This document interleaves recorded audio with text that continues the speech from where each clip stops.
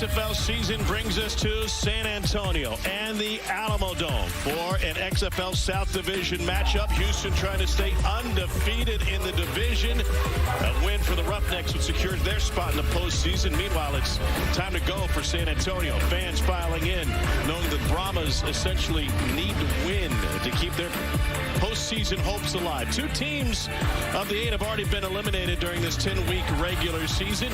South Division winner will face the North for the XFL championship. And here we go. Two teams that are trying to figure it out, and a rookie head coach getting the advice of one of his elder statesmen.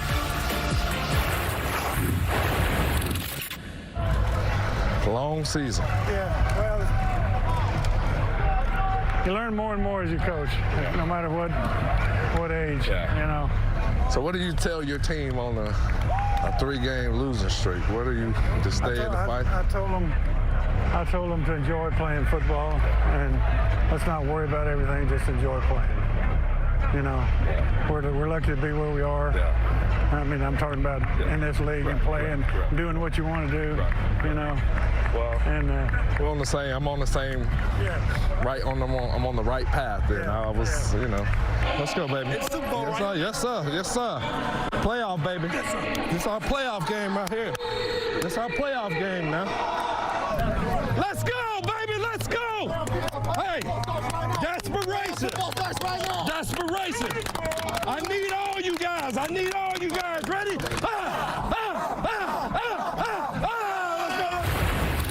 We're still a few weeks away from the postseason, but it seems like the playoffs start now for San Antonio. Tom Hart, Greg McElroy.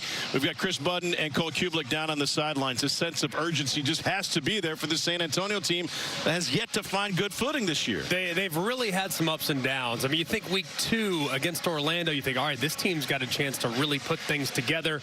Then you fast forward, week 6, had to have it in that situation. They did with an incredible defensive performance, only to follow it up the following week with maybe their worst performance offensively and defensively of the entire season. So they've been Jekyll and Hyde really all season long, but the offense has really been what slowed this team down. Hines Ward won Dancing with the Stars. He's a Super Bowl champion. He's now a rookie head coach trying to figure all of this out. He's down on the sideline with Cole Kublik. Coach Ward, we've come full circle at quarterback. You've played 4 this season. Jack Cohn, your original starter, back in the lineup today. How do you help him be more successful this afternoon? Try to get the ball out of his hands quicker, protect a little better, and we got to run the ball. Anytime you can run the ball, it takes a little pressure off the quarterback. And today we're going to try to be balanced today. We heard you in our opening clip addressing your team before the game. You mentioned desperation multiple times. Desperation. How do you keep control with your squad while also offering up some of that desperate time? We just need the guys to just give it all they got, man. Remember, they still love the game of football. They wanted it all one day playing the NFL. I need them to play like that tonight. Thank you, Coach. I appreciate it. Chris with Wade Phillips. Thanks, Cole. Coach, Brandon Silver's unable to play last week with an injury. What's the plan at quarterback today? Yeah, Brandon's playing. He's ready to go this week. We'll still use Cole in situations like we have all year, but Brandon's healthy and ready to go, and we're glad we have both of them. Good news. Thank you, Coach. Thank you. Tom? Wade Phillips on one side, Hines Ward on the other. It's Houston and San Antonio.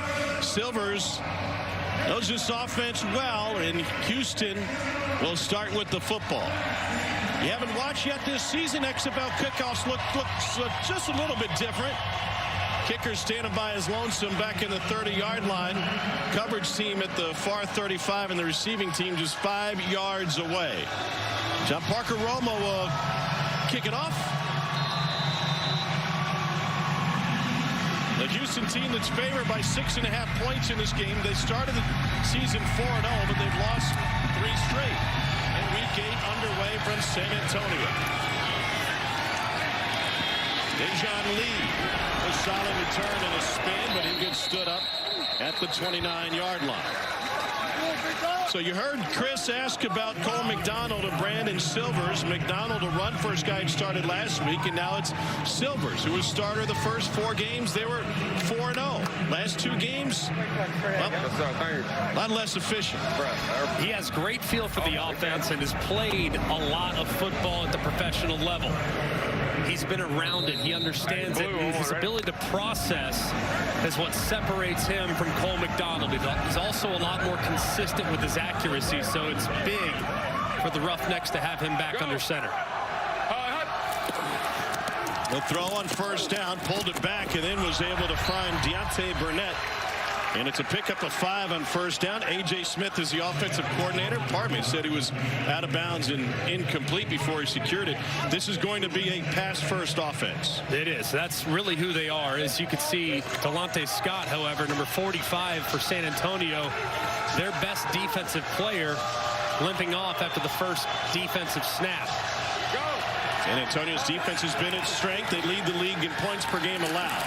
Silvers to the slant, and that's incomplete. Got to find Bryson Allen. A little off the mark from Silvers. He's been nursing a throwing arm injury. Some have said it's an elbow. Some have said it's a tricep. Either way, hasn't had a ton of repetitions, being limited at times in practice this whole week. 3rd and 10 for Wade Phillips' offense.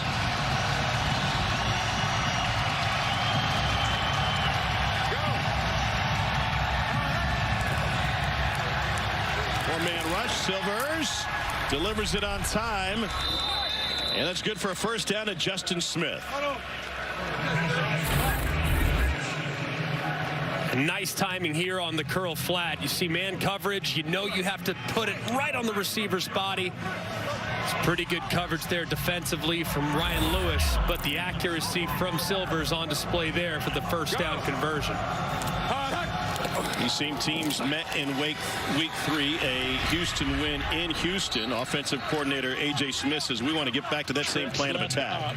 Trips left up, red F option dog. Now last time the corner trapped the hitch, so Z take an outside release. Brandon be looking for that trap corner, and then down the baby on the F. Hey, red F option on one, right? It's a lot of instruction. And he's talking about this corner up here to the top with his eyes inside. But right here, it looks like man coverage for San Antonio. 2nd down incomplete. And a really slow start for Silvers. Just 2 for 5.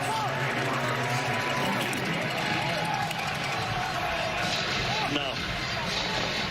Go turbo, turbo, turbo. Trips left, purple. Turbo, turbo, trips left, purple. Go, go, go. Line up. Trips left, purple. Purple, ready.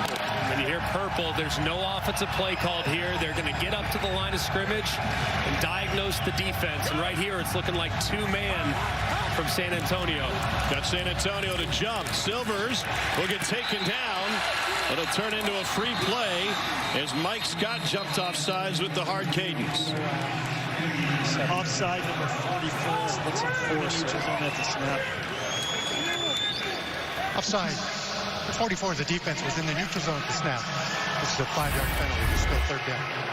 And when they call purple, and if there's a defender that jumps in the neutral zone, the center will automatically snap it, which means the quarterback has to get the ball out immediately or it's going to result in a sack, as Silvers now gives way to last week's starter Cole McDonald, who's been in the game an awful lot this whole season on 3rd and short situations because he's more of a run threat at the quarterback spot.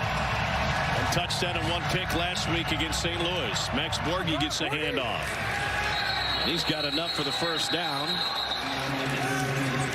And another 3rd down conversion for this Houston team. First run of the game for the Roughnecks. Silvers back in. Hey, red F adjust on one, right?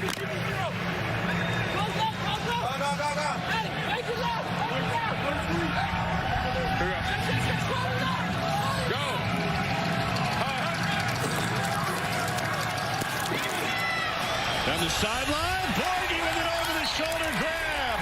It's a pickup of 20.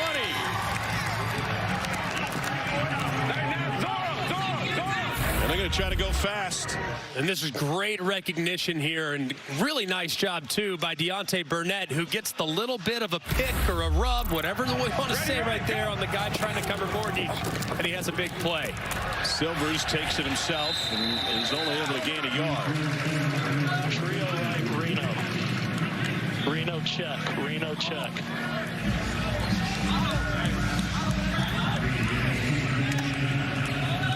Brandon Silvers ran a version of this offense at Troy. Kind of a hybrid run and shoot air raid. Easy. Hey, black.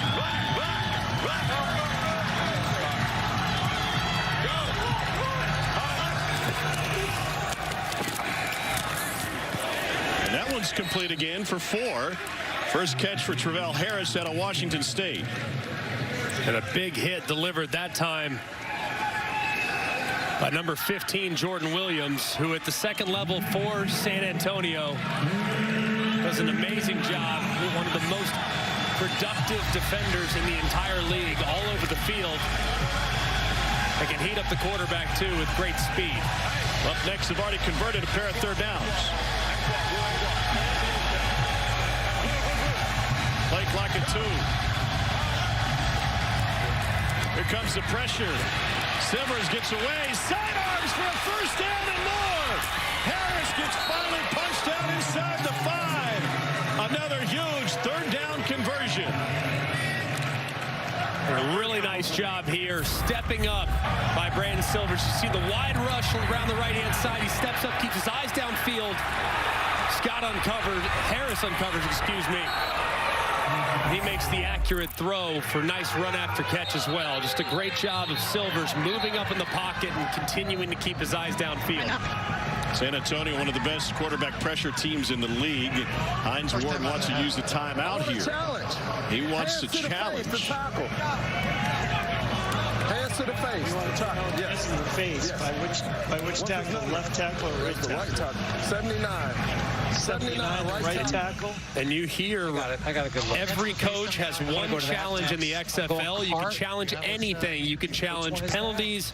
You can challenge no calls. Frank, he's challenging hands to the face, right tackle 79, correct? San Antonio is challenging hands to the San Antonio is challenging hands to the face. So I'm going to start with my card.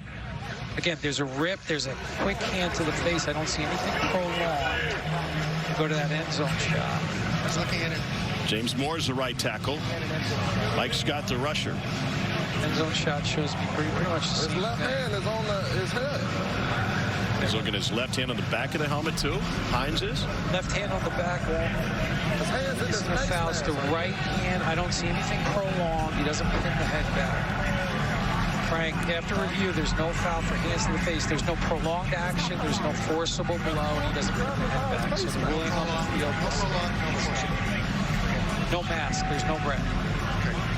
Nope. After review, there is no foul for hands to the face by Houston. San Antonio has lost their ability to challenge for the remainder of the game, and they are charged with first penalty.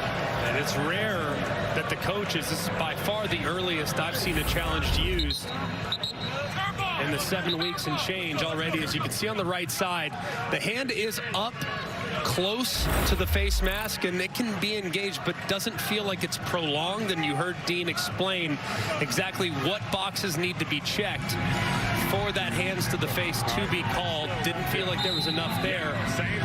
And as a result, the play will stand. Hines has been red hot with his challenges all season. Much better than the average in the league.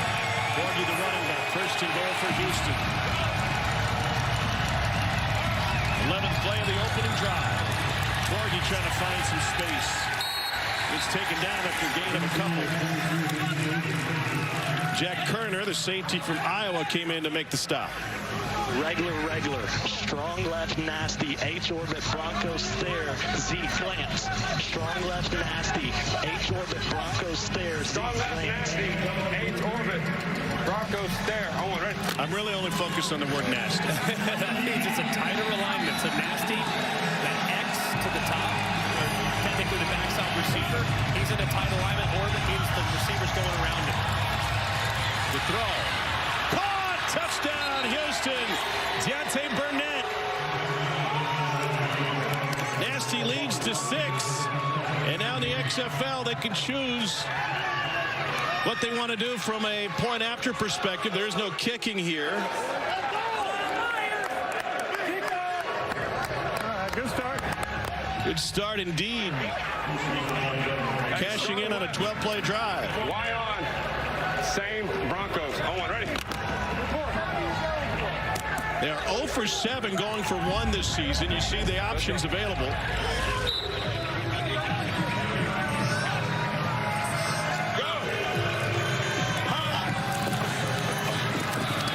Trying to dance to the outside. He gets submarine at the 8-yard line by Luke Barku. The opening drive, nasty, and that's how they ended it.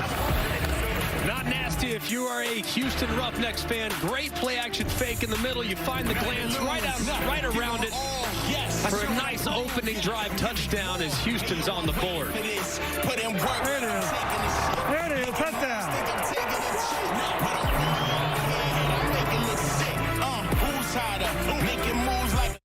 Bring it in for the XFL. Are you kidding me? You cannot be serious. As the fight for a division championship heats up. What a catch, Josh Gordon. It's all or nothing for some. Fred Brown, 96 yards. While others look to spoil the fun. What a catch. The Guardians shut the defenders. Week 9 of the XFL kicks off Saturday on ABC and ESPN2 and continues Sunday on ESPN. The new XFL has arrived. And it is here to stay. 1, 2, 3. We're making it about her and him and them and you. It's a chance for everyone to be a part of something bigger. Something that just might be more than football. Touchdown! Intercepted! Showing the burners! Come experience the XFL.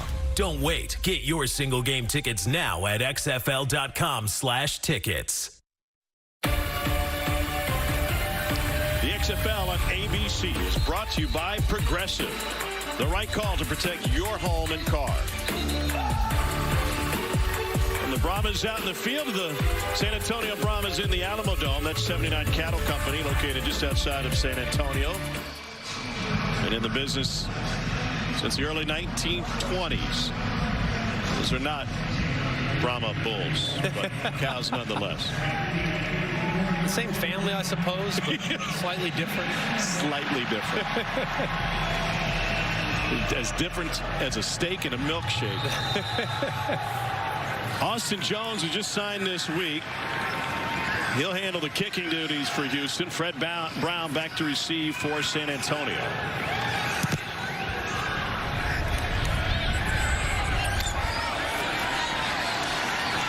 Full head of steam. Nice little duck. Takes it out to the 26. We have a flag on the play. On the near side. Flag on the ground. Yes, it's okay. Who's the foul on? Kicking team. Left number. See if Coach Ward wants to tack it on. They got some. He wants to re-kick. All right, let's tee it up again. Illegal motion. Multiple players on the kicking team leaving early. This 5-yard penalty will be assessed from the previous spot. We will kick again.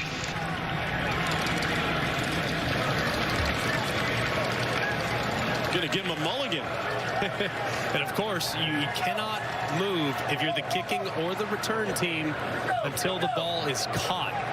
And understandable here that with an offense that has at times had their fair share of difficulties, San Antonio opting for the re-kick because just a week ago, Fred Brown took one to the house, the first kick return ever recorded in the XFL.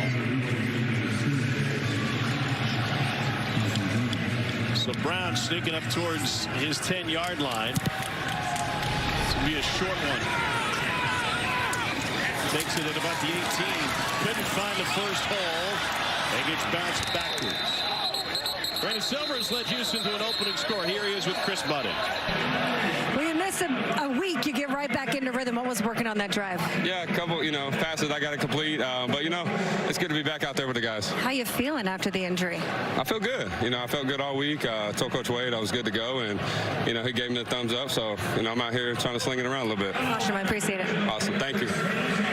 back from a grade 2 tricep strain. Meanwhile, 4 different quarterbacks have started this season for San Antonio through 7 games. It's back to Jack Cohn at quarterback.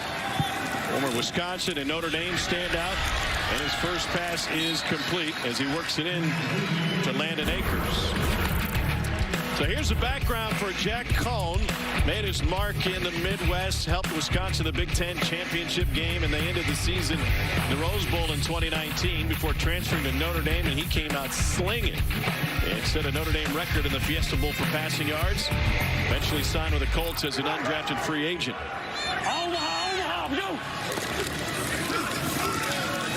Jaquez Patrick with his first carry.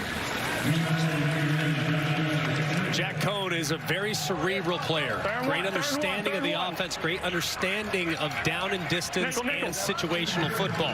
Does not have a huge arm, but is accurate when his feet are set. Problem with San Antonio this year, regardless of who's been at quarterback, the protection has been leaky. So he's going to have to make quick decisions today, get the ball out of his hands against a team that's the best in the XFL rushing the quarterback. On 3rd and short, Patrick again. That's a first down. And he finished along his shoulder to pick up 8. 20 yards last week for Patrick in the loss to Las Vegas. A nice cut back there from Patrick, a guy that was the understudy at Florida State for a very long time. As you can see, Wade Phillips seeing that backside collapse and give up that 3rd down conversion.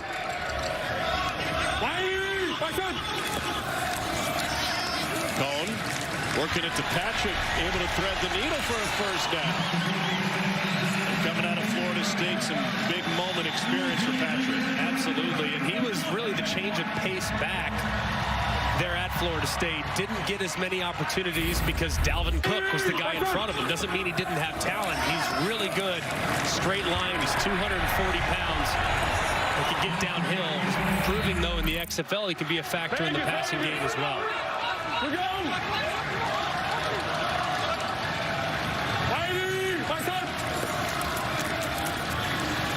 Cohn steps up, lets it go deep. And a collision, but no flag, incomplete. Trying to work it downfield to T.J. Vasher, who's been one of their key weapons over an inconsistent offensive season. Vasher has great length. Problem with him is whoever the quarterback's been, and we've referenced it, there have been plenty. They haven't really given him an opportunity to use his length. He's 6'6", and there have been way too many long foul balls. And another one right there, even though Cohn had to get rid of it because pressure was coming off the left-hand side. Been a busy quarterback room for San Antonio. Cohn started the season.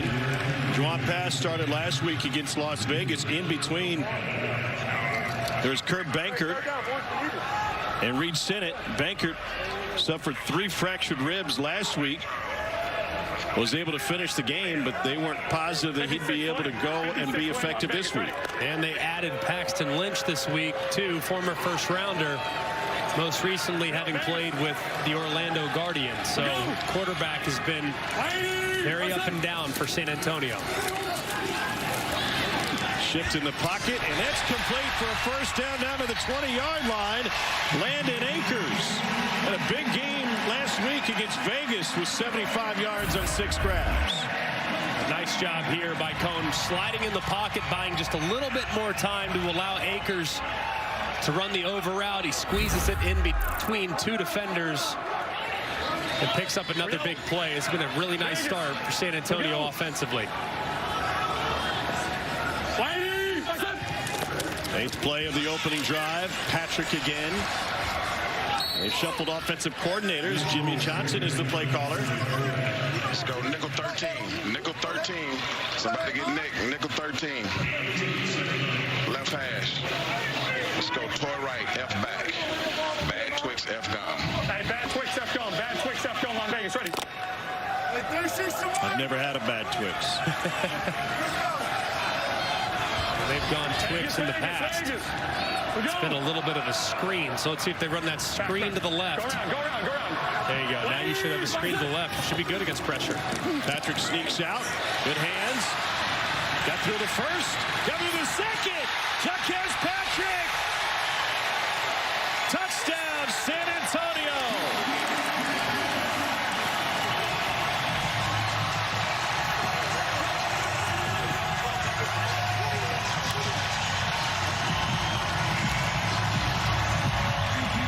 Jack Cohn back in action, didn't play the last 2 games, and Patrick doing the heavy lifting on this finish.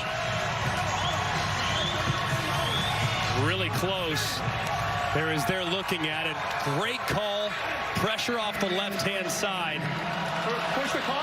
A.J. Hendy applying that pressure, and just had the screen right into the face of that pressure as Dean Blandino will take a look to make sure that Patrick crossed the plane. 2 angles together at the half-yard line. It will be first down and goal.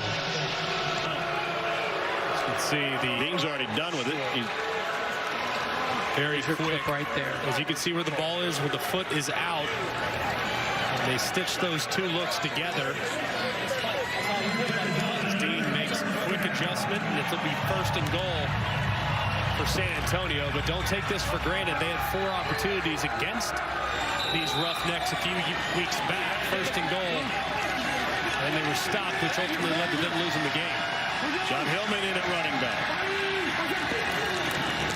Hillman hit as soon as he got it. All right, so you referenced the goal line stop by Houston a few weeks ago. Does that change the way Jimmy Johnson thinks about this, or at least Hines Ward think we can't get stopped at the 2 again? Absolutely, and they're going to. Juwan Pass now coming into the game at quarterback as Jack Cohn is coming off. He gives you more of a mobile option, so especially on the left hash, I would roll the quarterback to the right. Meaning I can give you a run-pass option, get quarterback-run game involved in this part of the field so you can pick up that extra blocker with the running back out in front. Pass keeps it, and he gets taken down behind the line of scrimmage. It's a Houston team which leads the league in sacks, 4th in tackles for loss. It's just extremely well played by Houston on the left-hand side. Really nicely done there by Rivers, number 47, who really blew up that pulling guard. Cohn back in a quarterback. Got to assume this is going to be a throw, which I would love to have seen on second down, but they're going to have to call timeout either way. The play clock's low. You think they're playing man in that situation? It's a must-win game for San Antonio. Did you see him doubling back? Hines Ward using a timeout here with the play clock. We either got we got that or we got Satan Goat.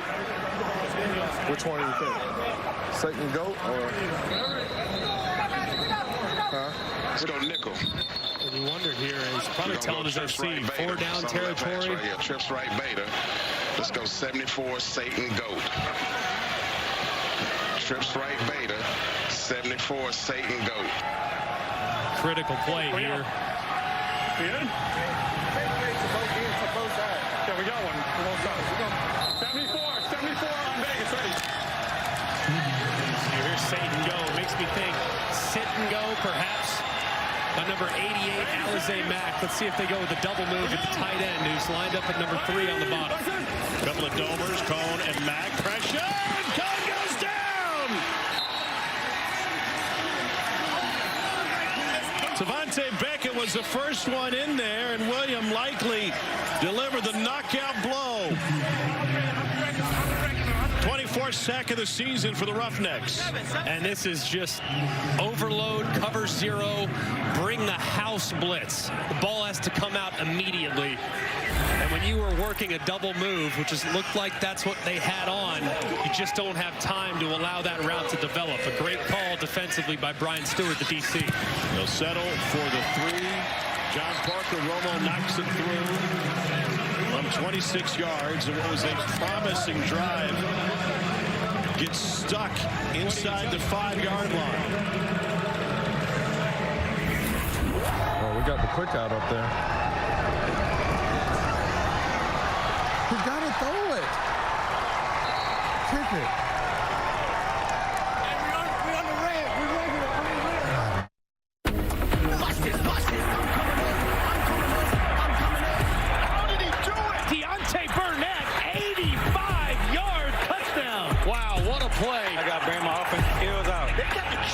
for the XFL. Wade Phillips and his Houston Roughnecks can clinch a playoff spot with a win here today, and their defense coming up big again, stopping San Antonio at 1st and goal at the 1.5-yard line. Lost yards on all 3 plays. Settled for a field goal. Just all too familiar for San Antonio as their red zone woes continue, especially against their division rivals, the Houston Roughnecks. John Parker Romo puts it in the air. Off a hop.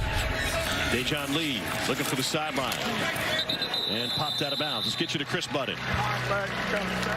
I'm going to get defensive coordinator Brian Stewart after that big stop after he's done talking with his guys. Coach, take me down to that 3rd down stop in the play call up against him. Well, we're just trying to stop him. We thought it was a touchdown at first, and then they told us that it was going to be under 1. So then now we're just going to have to pressure him. So that's what we did. We just pressured him. You've been so complimentary of those guys up front. What do they give you? Oh, shoot. They just play. You know what I mean? I don't know how to explain it the other way. They do a good job just playing their blocks and doing what they can do. I appreciate it. Thank you. Brian Stewart for 2 years was defensive coordinator of the Cowboys under Wade Phillips. And it's just full edge pressure.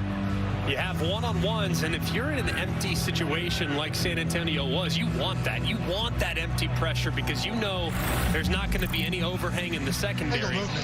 Receiving team moving prior to their eligibility to move some. This 5-yard penalty will be enforced from the end of the play. The second time we've seen that penalty here in the first quarter. You would invite that pressure normally. You would move your entire offensive line to the right side, and the unblocked guy would be coming from the left.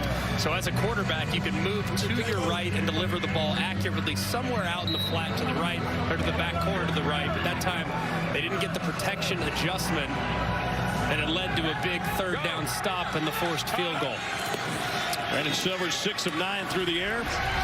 Get a little bit better as he slings it out to Michael Bandy, who just picked up last week by Houston. Week 8 in the X wraps up tonight over on ESPN2. This is a monster game. Seattle is in D.C. to take on the Defenders. Coverage begins at 7 Eastern and is also available on ESPN+. D.C. can clinch a playoff berth with a win. Meanwhile, Seattle's riding a 5-game win streak. Part of that game is in Seattle. And total in that game in the upper 40s. So expecting a lot of points there between those two explosive offenses. Silvers goes down the sideline and incomplete. And what an opportunity for Tenny Adewuse.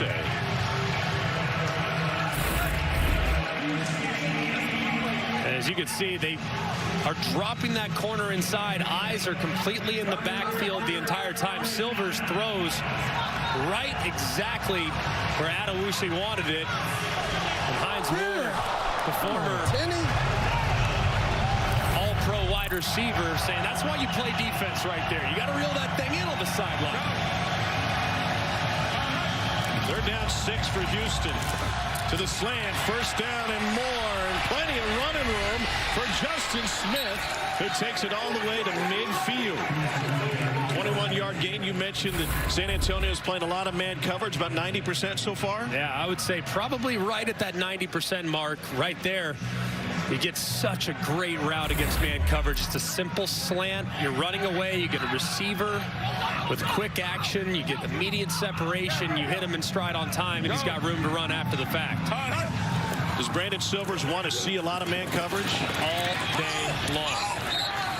Strength of Houston's entire team are their wide receivers, even in the absence of Jontre Kirkland, who was by far their best weapon. Their wide receivers are deep, and this style of offense is built to destroy man coverage. There's a lot of reads. There's a lot of things that you can throw at them, and their receivers are also very effective coming out of the backfield at the running back spot, too. So I think San Antonio needs to get off man sooner than later. Silvers says, I got this. They've got an early lead after an opening 12-play, 70-yard touchdown drive, then a huge goal line stand by their defense. An XFL South matchup, and Houston has the early edge through 1 quarter. Move the chain, move the chain, move the chain, yeah. Move the chain. Inside the Alamo Dome, home of the XFL Championship, just a few weeks away. Here's a look at the championship timeline. On April 29th, we'll decide the South Division winner. Division winner hosts that game. The next day, Sunday, April 30th, we'll be at the game to decide the North Division Championship. And after this weekend, there could be a three-way tie for first in the North. And then back here in San Antonio, May 13th, Sunday night game to decide an XFL champion. Tickets are available at xfl.com/tickets. Mike Scott loose, going through his dance moves. 2nd and 10.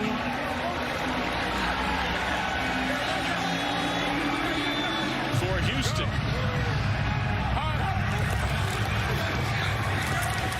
And they'll put it on the ground. Cole's down there with the other Scott. Delonte, how do you grade Mike's dance moves first? My brother, he a dancer, man. I give him 10 out of 10. Can you take us through this play like when you're watching your brother out there? Tell us what you see. I see him sitting there, setting the edge.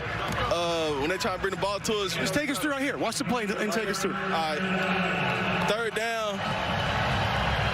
Yeah, get ready for a great rush. What's he thinking rush right now? Probably a speed rip with 3rd and short. Yeah, probably a speed rip or a dip. Oh, you drop it. And now Silver's trying Yes, sir! Yes, sir! Yes, sir!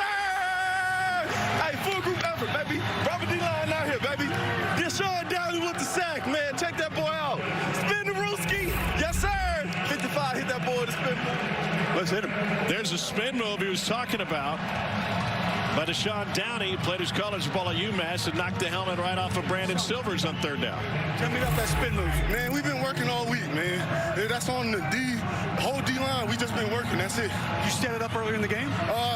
Man, we just been studying all game. They've been oversetting all season, so we just taking advantage of what they're giving us. Thank you. That's great film work, and it results in a pressure that gets the ball back after a 38-yard punt.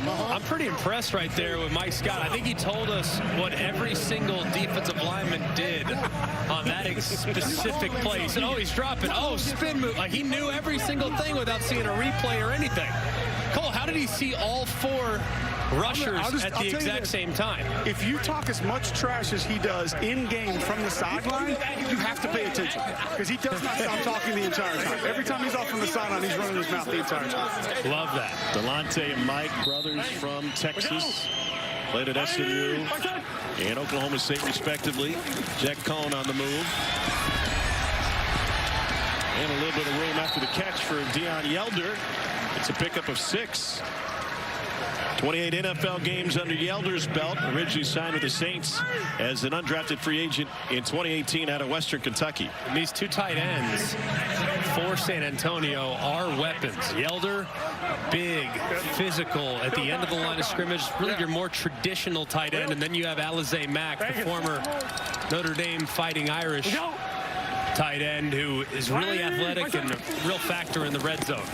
Cohn pressured and dropped. Man, they got there in a hurry. C.J. Brewer got the keys to the sack, and it's a loss of 7. Just miscommunication here on the right-hand side. Yelder blocks out, and the right tackle doesn't get out fast enough. So they just weren't on the same page on a quick little token play action in the backfield. And there's absolutely nothing Jack Cohn can do under that type of pressure. And right tackle Derek Kelly back in action after missing some time. The San Antonio offensive line has been a revolving door. Now Kelly moved early.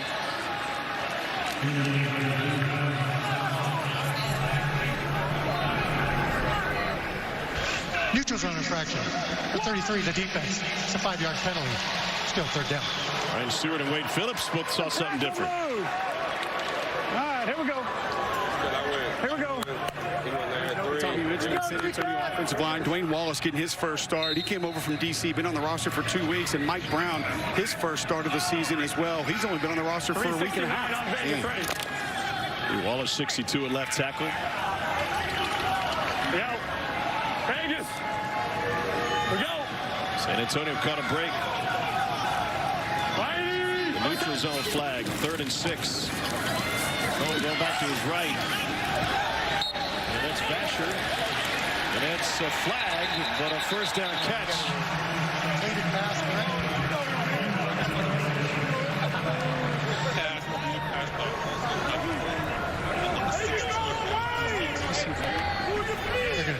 take the result. Oh, that's a 16. 16-1.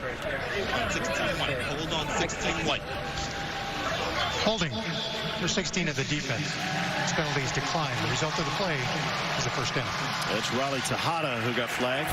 Unbelievable catch here by Vasher. Cone doesn't like anything play side, works all the way backside. The coverage is really tight as a result of that hold, but look at the wingspan of Vasher. 6'6", being able to stretch out and get it. And now a huge gashing run, but Jaquez Patrick picks up 13. And San Antonio will move the chain again.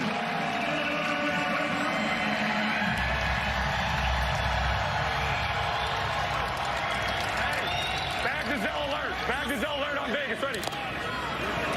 Bad Gazelle, it means the run is to the left, but when you call an alert, you can check it and move it to the right. Now, the run is going to go to the right-hand side. What does he see to make him shift it from left to right? It's dependent on a couple of rules that you would install throughout the course of the week. Sometimes you run to the tightest shade, meaning the guy that is closest to the center. Some other times you run away from rotation. So if a safety, for instance, is spun down to the left, you would run away from rotation, so you would run it back to the right. Just depends on what your rules are on a week-to-week basis. Vegas. We go. It's 2nd and 8, multiple flags in the air. And Patrick stumbles his way forward for a pickup of 3. UF Cole? Yes. 98? Yeah. We'll go 98. Yep. We have a spot. And we're going to go enforce it. Force the foul. That's C.J. Brewer. What would be foul? He had the sack earlier this drive. Right here. Offside. Number 98 of the defense in the neutral zone to snap. It's a 5-yard penalty still. 2nd down. Meanwhile, Patrick comes off the field, had a little bit of a limp after that last run. That's significant, too. They're already without Kalen Balaj, who injured his Achilles a couple weeks ago. Him and Patrick were the 1-2 punch.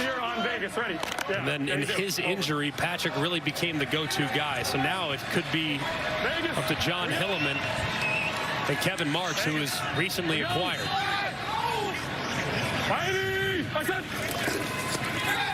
On play action, Cone gets out of the pocket and is able to scramble for the first down. Jack Heflin got a hand on him but couldn't bring him down before the marker. A good job of Cone stepping up in the pocket, recognizing the coverage good. Go get what you can. Don't hold on to it forever. Understanding that Houston rush, you could tell all week long, Jimmy Johnson, the offensive coordinator for San Antonio, they've been preaching, hey, this rush, this pass rush, they lead the XFL in sacks. You have to get the ball out, and when you escape vertical. That's what Cone did there. He didn't hold it too long and got some positive yards out of it. Cone has already thrown for more yards in this game than the previous matchup at Houston, and a denial on the perimeter by Ajene Harris.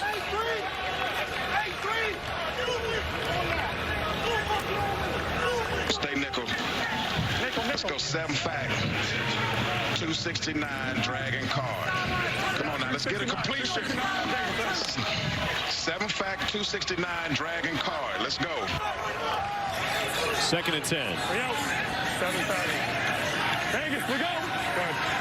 We should have a slant down here to the bottom. Could have an opportunity. There it is. And it's good for a first down and a shuffle for more. Fred Brown out of Mississippi State picks up 19.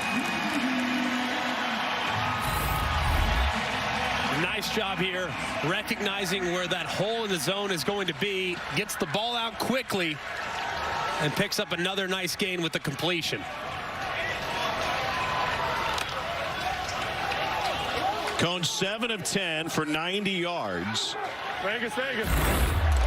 In the first matchup, he went 8 for 20. For only 64 yards with a touchdown and a pick. Patrick back in the game. He looks healthy. And he's got another San Antonio first down on a 13-yard gain. Really nice rhythm so far from San Antonio offensively. Mixing run pass. Jack Cone's getting the ball out of his hand quickly. He's anticipating throws, and when given the opportunity to run the ball on early downs, 65 Patrick's really finishing his run, averaging over 6 carry already in the first quarter and a half. 11th play of this drive.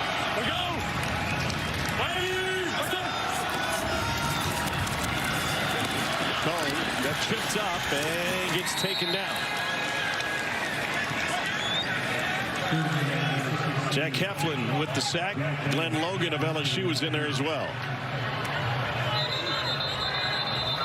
And Logan is still down.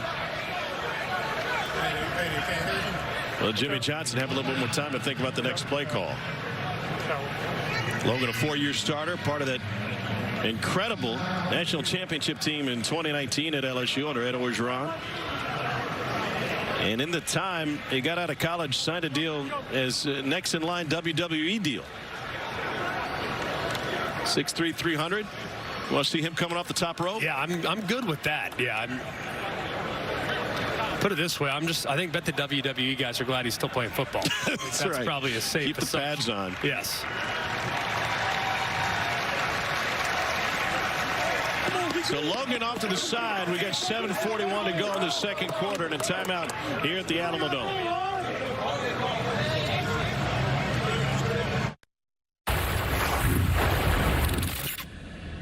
Oh, we got the quick out up there. He got to throw it. Bash. You had him on the fade? Tell him now, if they all out blitz, throw the fade. He's got to get the ball out of his hand. Yeah, when they get down in the red, you got to anticipate zero. Yeah, just when they go zero, just give him heat because he's gonna play hard inside on that. Yep. So if they blitz, just throw it up to Bash. Two things we learned there. All-out pressure, ball's got to come out quick, right? We understand that. The second thing, there has never been a receiver that's ever been covered, ever. So when Hines Ward asked T.J. Vasher if he had him on the fade, that wasn't a real question. That was a rhetorical question. He knew the answer before it even needed to be said. 2nd and 13 now. Second possession for San Antonio. Knocked away. Practically taken out of the hands of Deion Yeller by Caleb Price. And right, he noted basketball powerhouse Florida Atlantic. And right here, too, if you're Jack Cohen, you got to be thinking pressure again. Because why? You're right on field goal range. It's 3rd and 13. It's obvious passing situation. They want to knock you out of field goal range. And the only way to do that is by bringing the heat. So you got to be thinking, hey, ball's got to come out quickly here because a sack might eliminate the chance to get 3. Cohen getting rid of it. And Alizé Mack picks up a few. And they'll try for a field goal from John Parker Romo, who's already hit from 26. And they brought the heat again, too. And they had it nice and protected with a nice 7-man protection. He finds an outlet to make this field goal 3 yards easier. 42-yard attempt. Indoors. Off the turf. And good. We are tied at 6. San Antonio 6 the hard way. Houston missed on its point after. And Jack Cohn to the tablet. Trying to get a little bit more efficient. We're tied up. The new XFL has arrived. And it is here to stay. 1, 2, 3. We're making it about her and him and them and you. It's a chance for everyone to be a part of something bigger. Something that just might be more than football. Touchdown! Intercepted! Showing the burners! Come experience the XFL. Don't wait. Get your single game tickets now at xfl.com/tickets. This class of quarterbacks, they each were born to take this stage. Only question is, which team believes enough to take them? The NFL Draft begins April 27th on ESPN and ABC. Obviously, a lot of interested viewers, including one-time Steelers linebacker and current Brahmas assistant Joey Porter at the Super Bowl with his sons Joey and Jacob. And man, they grow fast, don't they? Now, son after being a star at Penn State, Joey Porter Jr., #2 player in the state coming out of high school. And Todd McShay's got him as a 16th overall pick. Cole, what'd you learn about what draft day is going to be like for that family? I actually talked to George Jr. about him before the game. Said he's got a lot of meetings lined up here over the next week and a half. And I said, one thing I really appreciate about your son's game playing corner, I don't watch corners a ton. I said, the physicality. He loves to tackle. And he said that was the main thing that those two talked about during his college career, that once you go to that next level, that is not going to be optional, especially if you go to a franchise like the Pittsburgh Steelers. Corners are going to be alone. They're going to be in space. And that physicality cannot be something that you decide to do every now and then. It's got to be there on every play. Joey Porter Jr.'s got it. So does he want him to go to the Steelers? I mean, what does he want? I mean, I really want... You're like that much of a diehard, so ingrained in the Pittsburgh Steeler culture. I mean, what if he goes to Cincinnati? How weird will that be? Well, he's meeting with the Ravens this week. Here's a swing out to Borghi. And he gets bottled up. The funny thing is, I feel like Joey Porter would have been a great Raven. You know what I mean? Like the Steelers and Ravens are kind of cut from the same cloth, like physical, want to just absolutely maul you at the line of scrimmage. I mean, that's who they are. So if he goes to the Ravens, that would make a lot of sense, but that would make for an interesting dynamic 2 weeks a year when the Ravens and Steelers are playing each other. I think it'd make more sense to go to the Steelers as a Steelers fan who hasn't drafted a decent corner in about 2 decades. How do you really feel? On 2nd and 2, Cedric Byrd can't get back to the line of scrimmage. Jack Kerner coming up to make a big stop. He was signed by the Saints as a free agent coming out of Iowa. Second team all Big Ten. There we go. Purple. You hear purple again. That's when they'll go up, take a picture, see what they're in defensively, and then get an optimal call. Once again, it's looking like man coverage here. So here, Bucks, that'll be a handoff, and I like it a lot. There's only 2 guys on the left-hand side. Borghi has space, and he picks up the first down. It turns into a simple math equation, huh?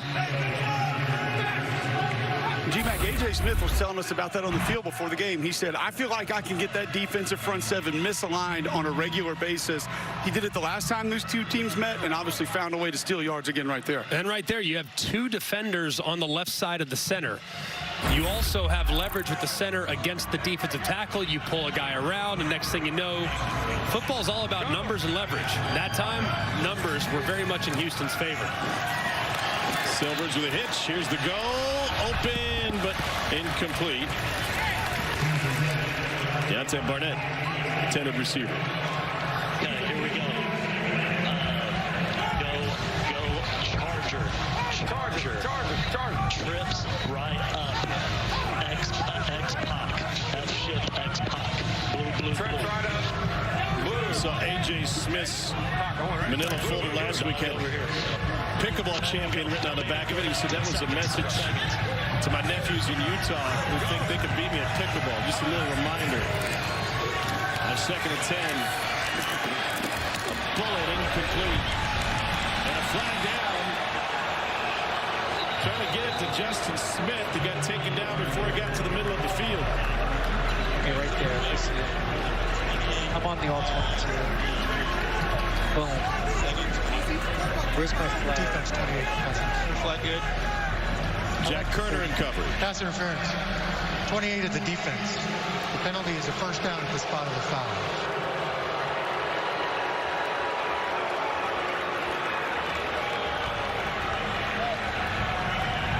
The fans don't like it, obviously, but you can see the defender and the wide receiver making contact. Could feel a little incidental, but either way, X not going, ready? that'll be a good call. Keep an eye here. We have this underneath and this out the gate. They already hit it for one big play early. If they're in man coverage again, could be another big hit. Looking for him. And a little bit behind. Here we go. Give me this. Trio right, Reno check. Trio right, Reno check. Just get ready for red fence. Just run red fence. Red fence. Hey, red. And Deontay, that's you in the out here. Red fence. First to go. Yeah. Number 1, Deontay Burnett. Run like hell. Bottom of the formation. Keep an eye on that. out the gate, possibly. The safety spins down. And a dead sprint, and it's a sidearm pass underneath the coverage and almost picked. Ryan Lewis had good coverage. It seemed like maybe the pressure had Silver's backpedaling. It definitely was. He was feeling it. If you throw it off your back foot, especially late in the flats, it's a possibility that defender could undercut it. Fortunate there. And that ball wasn't intercepted. 3rd and long, defenders licking the chops cold. Delonte, tell us what you're seeing again here. Yes, sir. Tell us what you're seeing. All right, cool. We see here is motion. It's obviously going to be a pass. Oh, yeah, Michael, let's go. Damn. Brother just missed him, and it was delivered for a first down on a gain of 11 to Michael Bandy. Another good job there by Silver stepping up. You feel that edge pressure coming around the right-hand side, and a good job, too, keeping his eyes downfield as Bandy uncovers. He delivers a strike for that 3rd and long conversion. Bandy 2 years with the Chargers coming out of University of San Diego. And we hit the 2-minute warning. We've got a tie game here in the first half of a game of postseason implications. Roughnecks win, and they are in the postseason. San Antonio, for all intents and purposes, needs a win, or they can just head to the Riverwalk for the rest of the way. Back to San Antonio in a moment.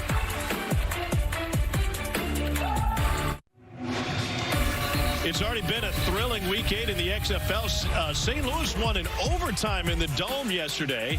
And we wrap it up tonight, Seattle and D.C. Coverage begins at 7 Eastern on ESPN2 and also available on ESPN+.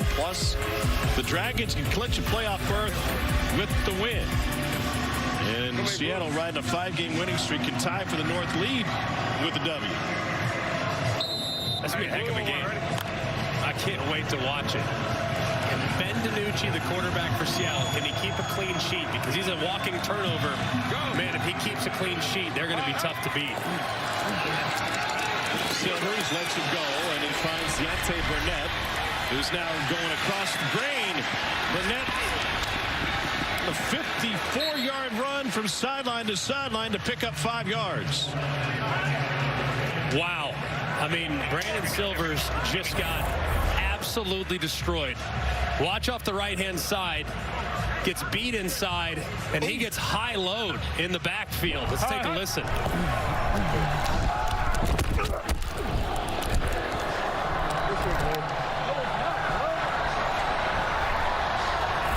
It was Drew Beasley high and Delonte Scott low. Man, that's a big shot. They'll ask him to throw following it. To the wheel route, try to go back shoulder, incomplete to Borghi. It doesn't seem like much, though. I mean, those hits, they probably always look worse than they actually feel. I'll say that. Right. But the message that's sent to your guys, if you pop right back up, goes a really long way. Now, that right tackle, I want to kick him as hard as I possibly can right in the behind. But he's hurt. He feels worse about the hit than I do. So it's great to see the quarterback get right back up. That sends a right message. There's 6 of 7 on 3rd down today. Shot to the end zone, and it's knocked away by Barku. Luke Barku got a challenge from his head coach, Hines Ward, last week. And Hines Ward fired up about a flag that didn't come.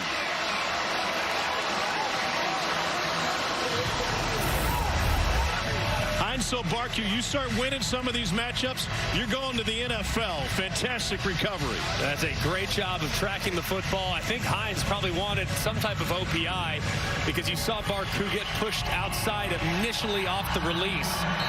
But a great recovery nonetheless. So a 41-yard field goal attempt coming from Houston. And their brand new kicker, Austin Jones. Austin Jones was signed when Hunter Duplessis went down with an injury early this week. What a wild ride it's been for him. Jones originally was a starting kicker at Temple, and in a game against Memphis, he tore his ACL making a tackle on a kickoff return. Then he lost his starting job. Got his degree from Temple, transferred to play for Nick Saban at Alabama, was a starting kicker there for only 3 games. Missed a field goal, then an extra point. Did get back on the field for the Crimson Tide. And now his first field goal attempt in the XFL.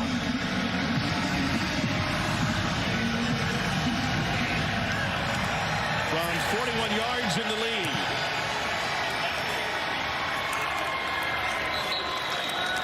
And the Roughnecks are back in front. They led this game 6-0 before a pair of San Antonio field goals tied it up.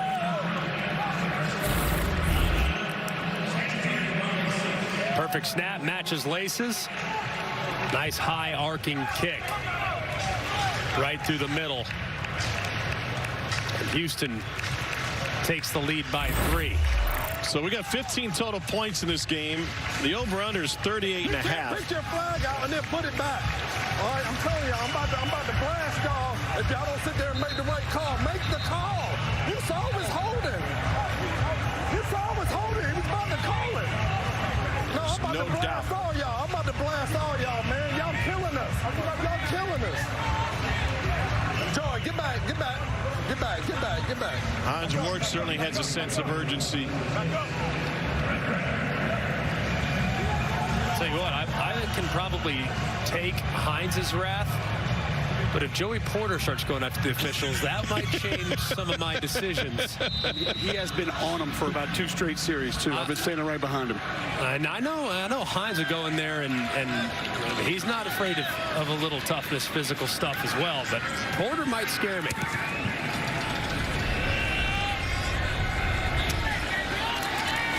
Here's Fred Brown. Kickoff return for a score in his back pocket, and a flag coming on the return. 56 seconds to play in the half.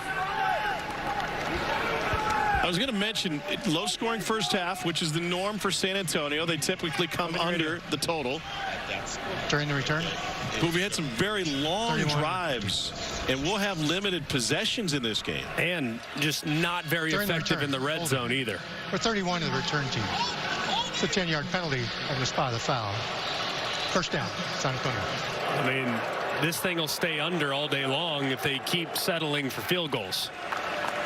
With San Antonio's challenges inside the red zone, it's been a big reason why they haven't really put this whole thing together in the first 8 weeks of the year.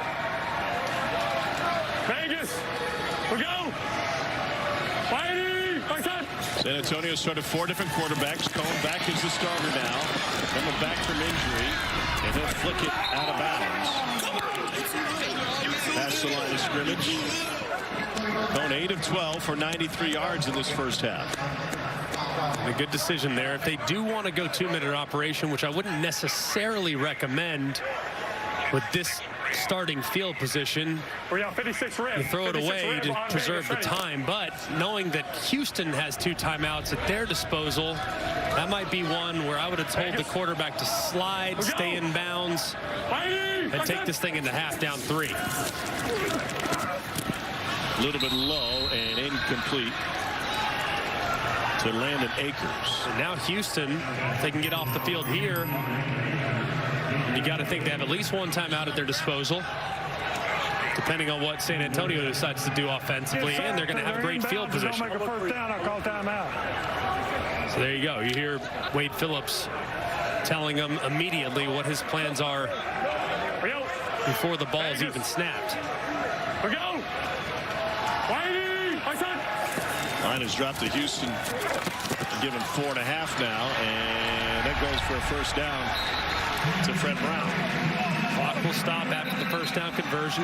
Rules that resemble college, but there is a flag down in the backfield.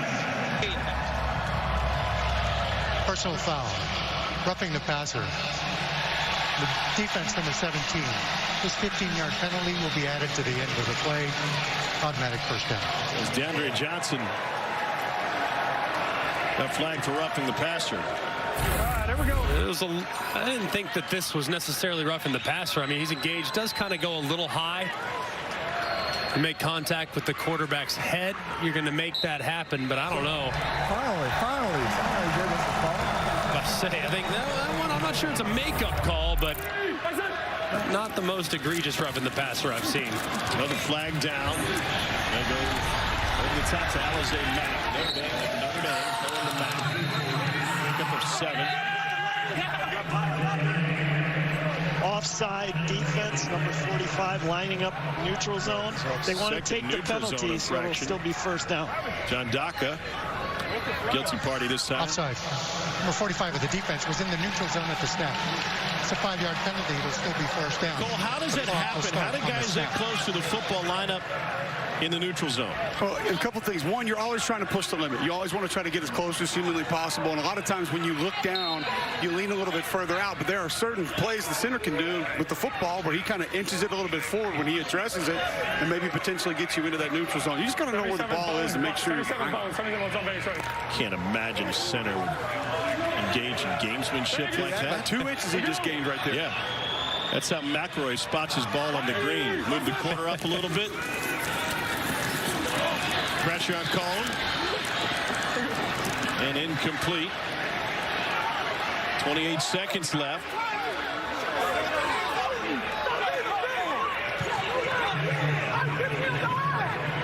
Easter greetings exchanged, and it results in a flag.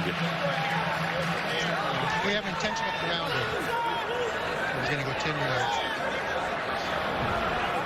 You hear a moment ago, intentional grounding. Did he get outside the tackle box? That's the question. And we've got the I think he did, and I believe the ball got past the line of scrimmage, so it should not be intentional grounding. Yep. After reviewing the play, the ball did make it to the line of scrimmage. Therefore, there is no foul for intentional grounding. I love the fact that Dean Blandino is on top of all of this stuff, and even before we show him on camera, he's already cleaned it up. Does not take long. No, it happens very quickly, and it's just an extra set of eyes that have access to camera angles that you can't see in real time. So the transparency as far as the officiating in this league is second to none. I wish it would be adopted at all levels of football. Might be a little much for middle school. 2nd and 5. Cone over the middle. Alize Mack again. And he's going to give him a 3rd and 1. Savante Beckett with the stop. And they'll use the timeout. As a kid from Texas, I can assure you middle school football is a very big deal. We might need to put in a central command center from the Dallas-Fort Worth area, and we take our middle school and high school football very seriously here, Tom. 3rd and 1. What's a good play call for San Antonio with 18 seconds left? I dislocated my pinky, but I popped it back in. Oh, that's good. Come again? Which hand? What are we doing? He pointed to his throwing hand. Huddle. Hey. Yeah, well. Doesn't look great. Hey. That's pretty tough. Good ape on Omaha. Ready? Good ape, so a little handoff to the right-hand side, getting the first down, and then I would usually call 2 plays here. Get the first down, then you're immediately up to the line of scrimmage, or you can clock it. So right here, you would get up and clock it immediately. A helmet came off for the Roughnecks. He's going to hurry back. That's Charles Wiley. Wiley crawling around and wasn't ready to go with the helmet off. He was trying to go down. I mean, that was a little chaotic. He was trying to sit down and get relief, but they decided to just call timeout, it looks like. On that side of the ball. There you go. Are you kidding me? Who called timeout? You can see the helmet on the left side right there. Coming off after he beats his offensive lineman inside. But what a bailout for San Antonio. It's a huge bailout. Brahmas are out of timeouts. But they would have clocked it right there anyways and maybe wasted a second at most. But like you said, getting other play calls in, a chance to collect their breath. Cone over the middle.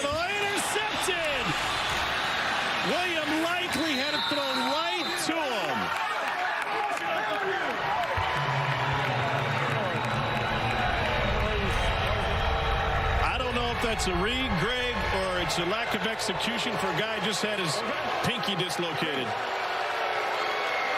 That's just not on the same page. The second this ball leaves Jack Cohn's hand, you actually hear him say, "Oh no," meaning the receiver, the intended wide receiver, Alize Mack, starts to work out. Cohn thinks he's going to sit it right there at that spot. For athletic, man, y'all go check that out. For sure, for sure. And you can see right here, watch Alize Mack. He twists to the outside and works away. Cohn's actually correct. Let's listen to Cohn on the play as the ball's released.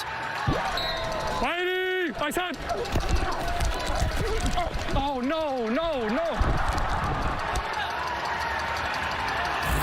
And Cohn is correct. It's zone defense. They're just dropping straight back. You wouldn't break away unless it's man. So his guy makes the mistake. Going deep, and he's intercepted. Jack Koerner with the takeaway. Half comes to an end, but they're still on the field, and Koerner will get dropped from behind. Chaos at the end of the half. Trading picks, and Koerner is banged up and holding his right knee.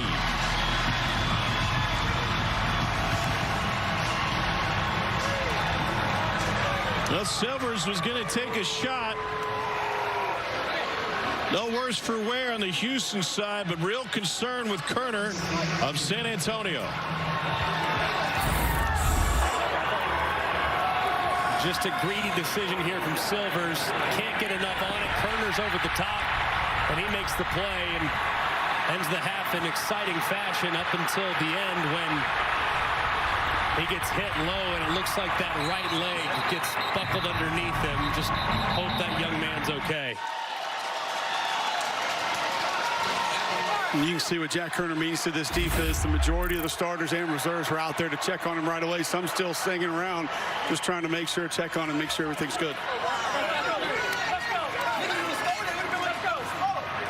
Just hoping the best for him. Just trying to give your team a chance, as even the member of the Houston Roughnecks, Jack Heflin, is out there wishing him his very best. Heflin and Koerner, teammates at the University of Iowa. Koerner will leave under his own power. That's good to see. His interception leading to some late half drama. I'm already down on my fourth quarterback. Hines Ward is not done working the folks in stripes. Let's hear from the head coach himself, Cole. Coach, you've been frustrated with these officials the entire game. Just kind of take me through the mindset. What's bothering you? It's just frustrating when you see a ref about to pull the flag out and to not call it. I don't know. You saw the same thing that we saw, so I don't know why he didn't call it. But whatever it is, man, we can't let the refs control the game. We still gotta execute better. I mean, we're still in a dogfight. It's 9-6, man. We get the ball second half, so we'll see if we can get some points. Offense felt like they found a little bit of life there. The quick game seems to be helping you guys out. That was a major emphasis for you. Yeah, because we got to protect a little better. I mean, we want to take our shots, but, we're getting the ball out of our hand, and we're still in this ball game, so we'll see what happens second half. Thank you, Coach. All right, appreciate it. Plenty more access coming your way. Silver's late interception, the only mark against him. He threw for 109 yards and a touchdown in the first half. We'll also take a look back at last week in the league as we move closer to the postseason. Houston needs a win to lock up its spot in the South Division Championship game. San Antonio has to win to keep its postseason hopes alive. Well, we've got a tight one. 9-6 Houston at the half. Coverage from San Antonio continues after this.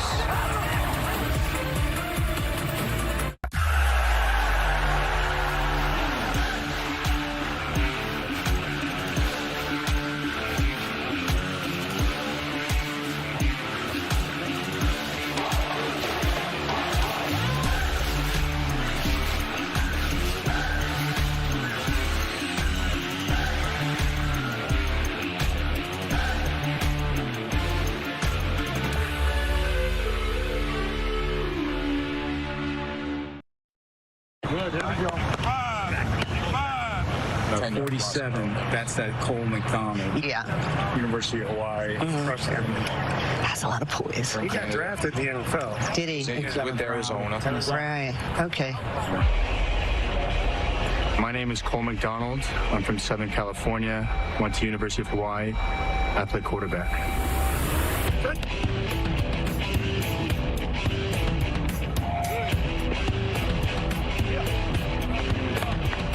Guys counted me out. Team said they didn't want to take a chance on me, and I'm going to continue to do what I do, continue to prepare for when the lights do turn on, that I'm ready to go. 10, 15, 18, back to 15, and he made the catch. You did a good job today. Thank you. I feel like I should have done better, but that's all right. Congratulations. I just want to say thank you to you guys for this opportunity, this amazing camp. For giving guys like me a chance, it means the world to me. Thank you to the both of you. Absolutely. All this has happened for a reason, and now it's just time to go, man. Thank you. Ball out. Thank you, I will. I need this to work. Not for me. I'm going to be okay if the XFL doesn't work. But there's a real rage for me to make this work for players. What a really cool scene between Dwayne Johnson, Danny Garcia, and Cole McDonald back in camp. The 9-part docuseries Player 54 gives you an all-access look at XFL players and coaches. Episode 6 coming your way Thursday, 5 Eastern, 2 Pacific on ESPN2. And all episodes available on ESPN+. We got a tight one, 9-6. Houston with the lead over San Antonio. Jack Cohn back at quarterback, playing with a dislocated pinky. Cole, what do you got? Jack, how's the pinky first? Oh, it feels great. Yeah, it's all good to go. Offense felt like it found a little bit of life there in the second half. I know an interception late. Does it help you get over that pick? We heard the audio of you knew right away when you let it go. Is it easier to kind of move on when you realize that fast what happened? Yeah, I mean, I knew it right away. It was just a miscommunication between us, and can't let those happen, but it is what it is. But then we move the ball well offensively. We just got to finish drives. Felt like Jaquez Patrick got some things going in the run game as well. What are you seeing that you think is allowing you guys to have success on the ground? Yeah, I think the O-line's doing a great job. They're fighting super hard, and JP's running super hard, so it's been successful for us. Thanks, Jack. Appreciate it. Thank you. Let's get over to Chris Budd on the other side. AJ, pretty impassioned speech to your guys. What was your message to them? We got to win. It's a man's coverage, so when they play you man-to-man, they're challenging you this right here. There's nothing schematically we need to draw up. It's cover one. It's two-man. We got to play longer to the opponent. We got to beat our guy. We got to execute. We do those things, we're going to win this game. What has allowed you at times to be able to pick apart that man coverage? Our guys. When they're man-to-man, we'll get the double moves, we'll get the rub routes, but it's our guys. It's their speed, it's their execution, so I just call it a play. They do the rest. What have you seen out of Brandon today? He's thick in there, he's staying in the pocket, he's delivering accurate footballs, and he keeps going through his progressions. We're going to do good things. I appreciate it. Thank you. Thank you. Those turnovers, we need them, right? We can't have my bads, right? To get back into this game, it's going to take everybody, right? I need a bunch of desperate dudes. Put everything on the line. One play at a time. We'll walk out here with a dub, all right? We're going to get the ball offense, make sure we get a good return, make sure you block your tails off, all right? Let's go out here and win the game. Turn that bitch up. Hey, turn it up now. 1, 2, 3. Finish. Let's go. Brahmas need a strong second half. The Roughnecks got out to a 6-0 lead. That is pass from Brandon Silvers. But we are tight. It's 9-6 the break. We return after this message and a word from our ABC stations.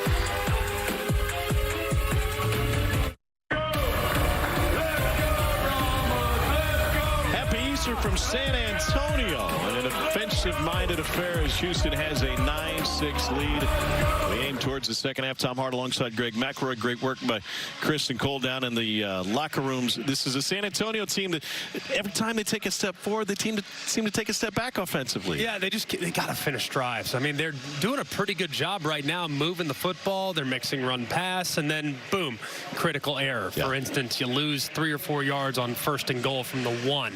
Then you have an interception as you're having a nice drive towards the end of half where you're not on the same page. They just got to string these plays together. And their mistakes, you can make mistakes. Mistakes are part of it, but they can't be catastrophic.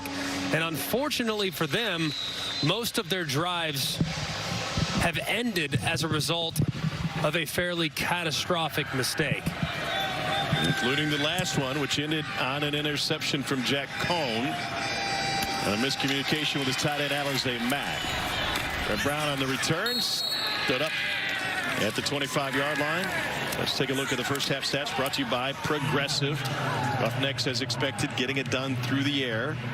About even a time of possession, and each team turned it over once. I think there is an opportunity for Houston to lean a little bit more on the run game. Now, Brandon Silvers is not the same run threat as Cole McDonald, so he's probably not going to be a huge factor in this game given the man defense that they're playing, but they got to be a little bit more balanced. Patrick had that handoff on his hip, able to get going and secure the football again at 2 on first down. Yeah, I mean, this was a kind of a strange exchange right there. Probably thinking that Jack Cohn is going to pull that ball on the zone read. But Patrick hangs on to it just long enough to grab it on the hip. Fortunate that that thing didn't fall to the ground. Cohn led Wisconsin to the Rose Bowl, Notre Dame to the Fiesta Bowl, and they run it again to set up 3rd and 6. Notre Dame record 366 yards and 4 touchdowns in his first game with the Irish. Then the Fiesta Bowl record 509 yards and 5 touchdowns. Vegas ready. 80 hop. We go. Vegas. We go. And Patrick back. My son. They're down 6, looking for Patrick, and it's batted up and intercepted. Big guy running, Trevon Mason, and it gets cut down inside the 10.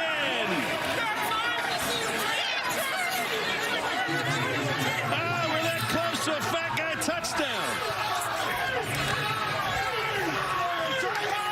315-pound rumble and 6'5" to get his paw on it. And a great job initially seeing that ball's going to come out really quickly. He stops his rush, tries to drop out underneath it, tips it up to himself and makes a play. Quick.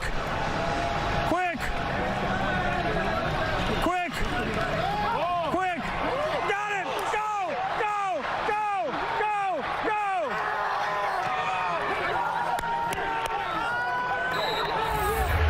A Roughnecks team which is undefeated against the division and trying to snap a 3-game losing streak after a 4-0 start to the season. Cole McDonald now in at quarterback. Max Borghi gains 2. 2nd and goal coming. Such a big play. They're still celebrating on the sideline, but get the big fella some oxygen, man. He's got to be gassed after rumbling and stumbling near pay dirt there on the opening drive of the second half. Sometimes you hear about a player holding the ball like a loaf of bread. He was holding like a can of soup. The hands are so big.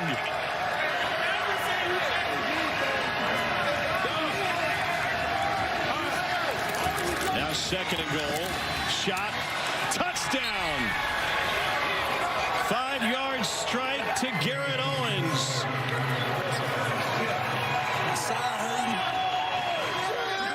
Set up by the pick.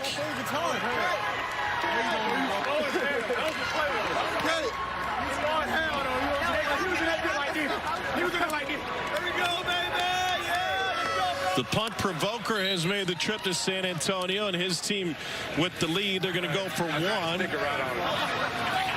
And look for a 10-point advantage. They are 0 for 8 on 1-point conversions this year. Borghi gets it in.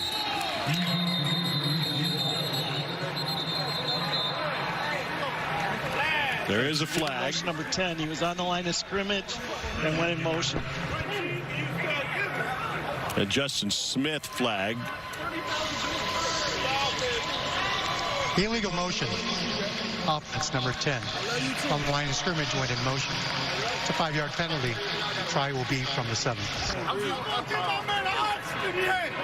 Next play, Garrett. To back it up, this is still only worth 1. Here we go. Trips right, Brown. On one, ready? Trevon Mason set it all up with the pick.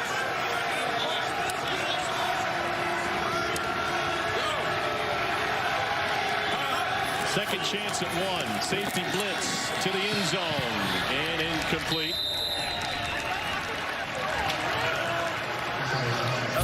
So the 6 came easy thanks to the short field. Just a 2-play 7-yard drive as Owens out of Duquesne takes it in, but it was Trevon Mason who set it up. He's with Chris.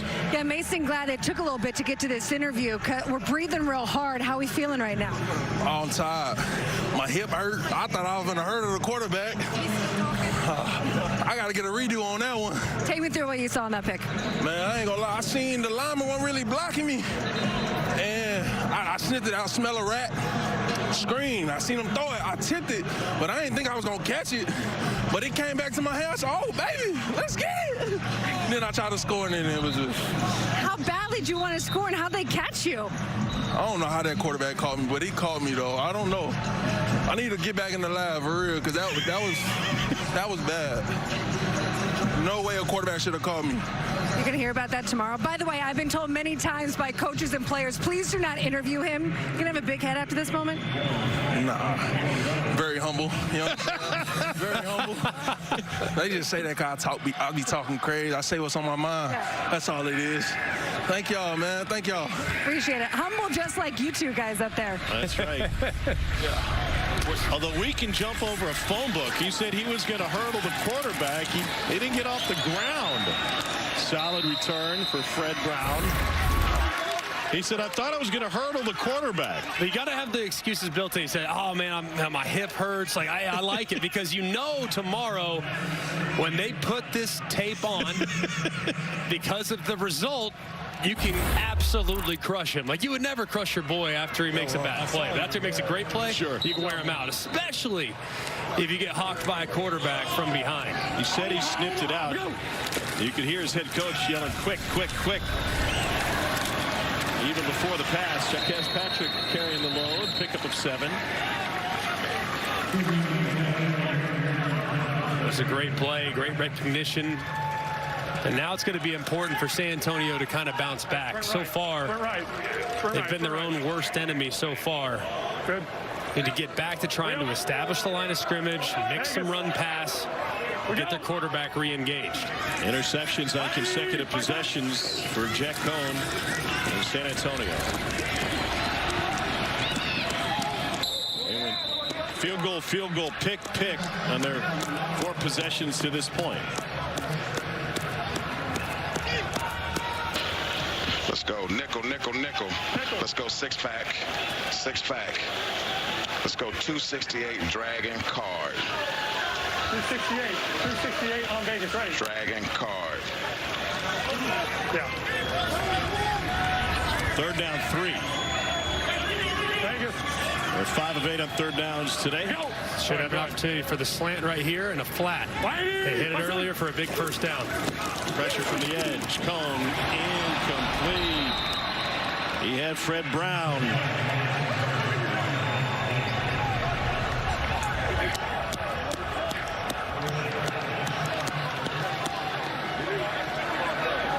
Where to hit him? Hines Ward knows it's getting late early. For all intents and purposes, they need a touchdown today to stay alive in the postseason race. Brad Wing on his son's 10th birthday gets it away, and a fair catch asked for it will carry into the end zone. 56-yard punt for Wing. Smiling a happy birthday for his son. Hello, Elsie, and happy Easter. XFL coverage continues from San Antonio after this. The new XFL has arrived. And it is here to stay. 1, 2, 3. We're making it about her and him and them and you. It's a chance for everyone to be a part of something bigger. Something that just might be more than football. Touchdown! Intercepted! Showing the burners! Come experience the XFL. Don't wait. Get your single game tickets now at xfl.com/tickets. offense or special teams, to come over here and check the iPad every time after a kick or a punt. Tell me what you're looking at. So here we're just kind of looking to see what the defense was doing. You know, got to see where defense is lining up, what we're trying to block, all that different stuff. You know, we got a new PP back there. Got to try and help him out. So we're just really looking to see what the defense is doing more to, help him in the back there. What about if it was a field goal? What would you be looking at? So field goal, I'm looking to see, where the laces are. Because, trying to make Brad's job easier too. So if he doesn't have to spin the ball, then it's a really good snap. So hold on, as a long snapper, you have that much control over your snaps that you can put the laces where you want to for the holder? Yes, sir. Okay, then. Rex Sunahara all smiles. This guy's had a wild athletic journey. He started his college career playing basketball for Danny Hurley at Rhode Island. Talked to him before the Final Four about Hurley. He said, the best coach I have ever played for, knocked away by Scott. And sure enough, he was able to back that up by winning a national championship with UConn last week. You go from playing basketball at Rhode Island to being a long snapper at West Virginia. There's a lot of athleticism. And as he proved, film work there. You ever hear a long snapper doing that much film work? Matching laces is a lost art. And obviously you get up there to the highest levels of football, this being one of them. Those guys are good enough where they can adjust it a quarter turn every time they throw it back. And as you're a holder, which I was, it makes your life very, very easy. To the slant, and Michael Bandy was able to pick up 6. And he's hitting the smelling salts on the sideline, too. Yeah, he's not your normal long snapper for it. I've never heard that about the laces, G-Mac. I was blown away when he told me that before the game, that he could control it that much. That is wild. I have a newfound respect for kickers and long snappers. Those guys are ridiculous, man. I mean, those long snappers up there in the biggest show, they're unbelievable. Roughnecks 6 of 8 on 3rd down. Batted away at the line of scrimmage. Delonte Scott got his hands on a couple on this possession. And it also looked like Downey was in there as well. Coming off the left-hand side, one-on-one. Saw that quarterback start to release. Knowing he wasn't going to get home, he puts that left arm up to deflect the pass. Great stand there by San Antonio defensively. Things were reeling a little bit for their offense. Had to have a stop. They did. Now they give it back to him.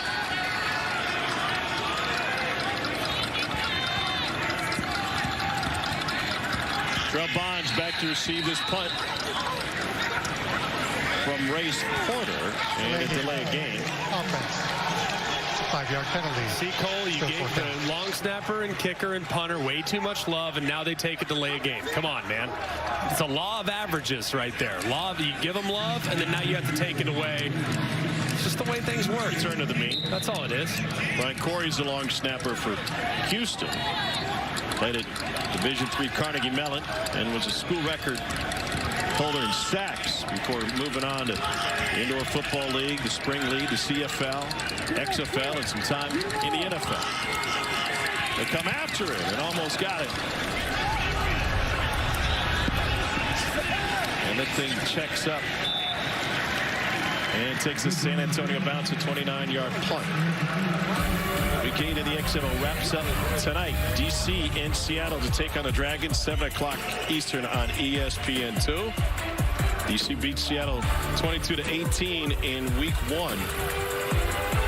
So here's a look at the standings. Vegas and Orlando have both been eliminated. So everybody live in the South, much of that guy's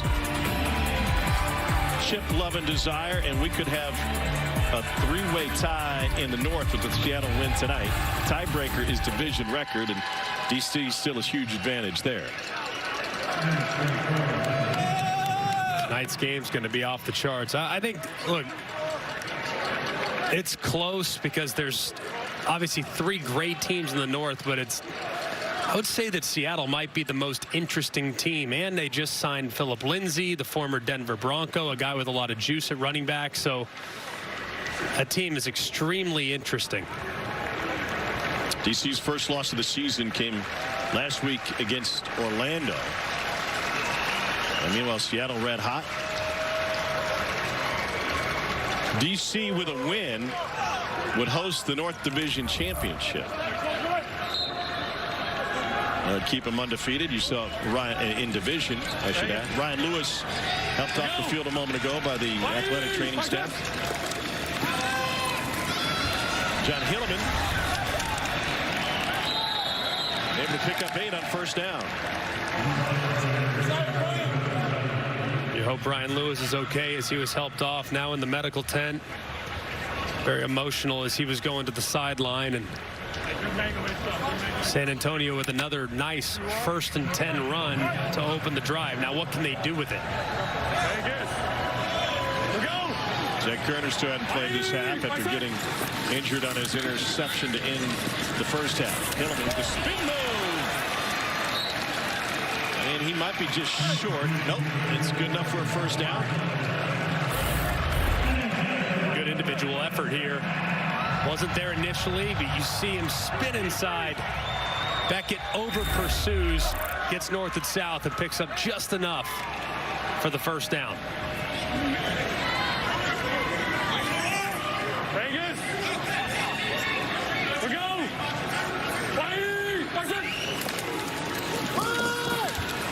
They run it again. Hilleman picks up 3. Let's go double F up. Fake bad frog pin. Double F up. Fake bad frog pin. Play action. Yeah, big play action. So pin, you have a post and an in.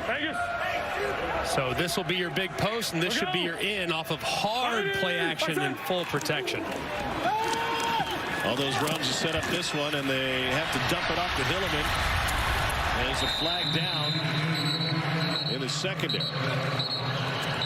Goes as a first down and a gain of 9. Defense number 6. Okay, so that's more than 5. They're going to declare it. Yes, sir. So 36. ICT, Houston, 3-6, ICT, Illegal contact. 36 of the defense. Penalty is declined. The result of the play is a first down. Midway through the 3rd quarter. It was a good job of play action. Post is actually coming from the right-hand side, not the left-hand side. You see number 36 right there with the contact and the contact. And the reason why it was illegal contact is before the ball was in the air. So you see the contact there. It's a good call by the official, but didn't need it, obviously, with the first down conversion. Play action again. Oh, he gets sandwiched. Another sack. Glenn Logan leading the way for Houston along with C.J. Brewer. 4th sack of the game for the Roughnecks, who came in leading the league in sacks. And there's just nothing that Jack Cohn can do right here. Left guard gets destroyed inside. And as he's coming off of his play action, he already has Glenn Logan, who's right in his lap. The right side collapses as well as Norman Price is pushed back. Just nothing the quarterback can do. Omaha, go! It's a dangerous to run play action with a struggling O-line. The screen, get a few back to Landon Akers. Late hit. San Antonio's out of challenges. Hines Ward used it on his first defensive possession. Let's go left hash. Let's go nickel, nickel, nickel. Let's go trips right alpha. 74 rib. Ice smash wide delay. Trips right alpha. 74 rib. Ice smash wide delay.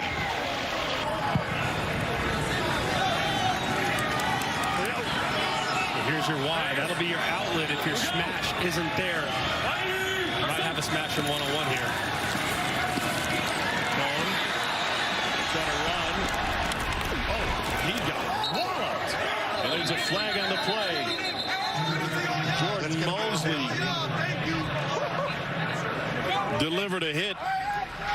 We got 2 fouls, guys. We got 2 fouls. We actually got 3. So hang on there. Wow. DeAndre Johnson is still down, injured. What do you got, Mr. Cohn with a wow.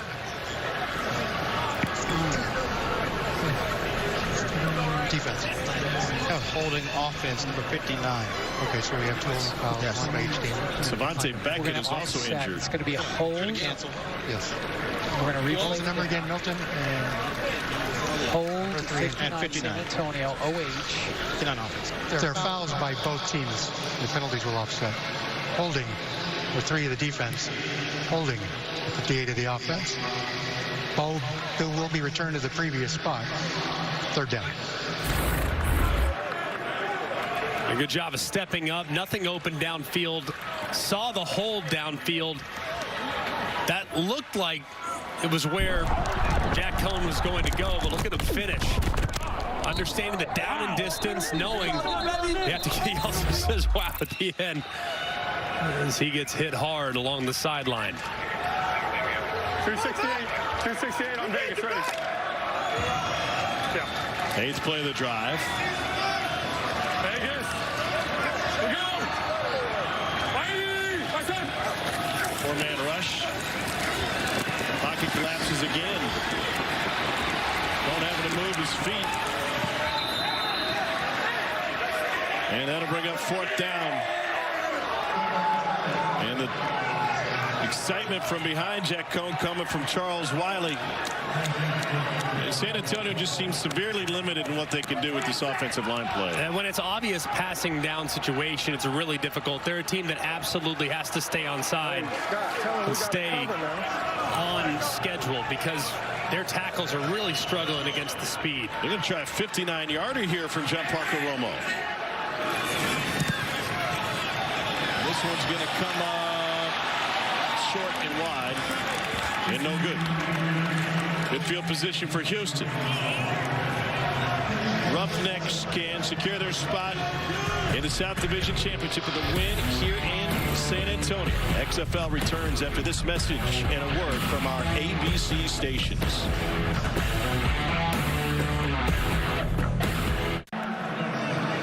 All right, we got a situation going on. Houston had too many men on the field. San Antonio has another chance of 4th down, and instead of attempting a long field goal, to put the offense back out there. Well, Jack Cohn trying to convert here on this 4th and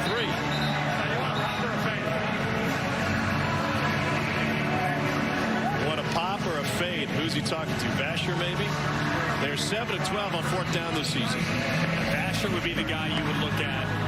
Vasher and Alizé Mack are the 2 most reliable guys you have. 18 and 88. They both have good size and length. I would say Fred Brown would be in that mix too, but he's on the list after dropping a pivotal 3rd down just to drive a go. So you can still trust him too. But you got to get him feeling good about himself. Explode F5 Zach 377 Z-Dum X fade on Vegas, ready. Fade.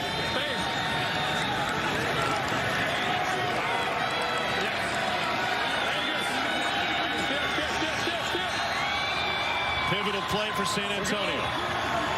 Got to work the tight end side. That's where you want to be, left side. Kerner Parvin quickly. Cohn, and it's dropped by Fred Brown. You mentioned it before. He had a drop previously as a quarterback. As an offensive coordinator, is that in your mind? It should, but then again, he's been a reliable weapon. He's 29 years old, has played a lot of football. Ball was a little low. One that he's got to be able to handle, though. It is at the kneecaps. Not saying it's an easy catch, especially when that nose is down. But that has to be one that he's able to reel in. That's now consecutive pivotal drive-ending plays. So now it's up to the San Antonio defense without one of its stars, Jack Kerner, who got injured at the end of the quarter after a long interception return. Cole is down on the San Antonio sideline. He's got Jack to walk us through what San Antonio is trying to do defensively. Jack, you're calling out ball there. You can't help it, can you? No. Like I said, unfortunate things happen. You just got to roll with the punches. I want you to take us through just kind of what you're seeing here defensively, if you don't mind, just kind of through your eyes as a safety who's normally in the game. Yeah, so, we're knowing that they like to get their guys in space a lot, so we're trying to do as much as we can to eat up the space when they're getting their good little backs in space. But, we see them coming out here in a 2x2 formation here. It's like man coverage.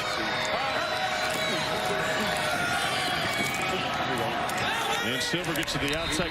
They like to play based off of our leverage. So if they see us sitting inside leverage, then they're going to try to run out-breaking routes, and vice versa. If we're inside or outside leverage, they're going to run in-breaking routes. So that's something that we got to be focused on as DBs, especially when we're in man coverage.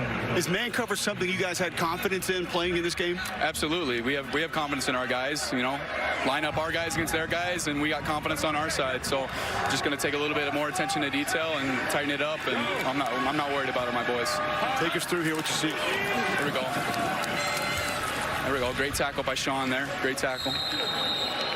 Yeah, they're trying to spread us out, get, you know, 5-man box, but we know we got good guys in there that can make tackles. So unfortunately, you're not going to go the rest of this game, but I can tell you the entire defense was out there when you were on the field, and even Heflin from the other team, your teammate at Iowa, came over. How does that make you feel when you know those guys are that worried about you?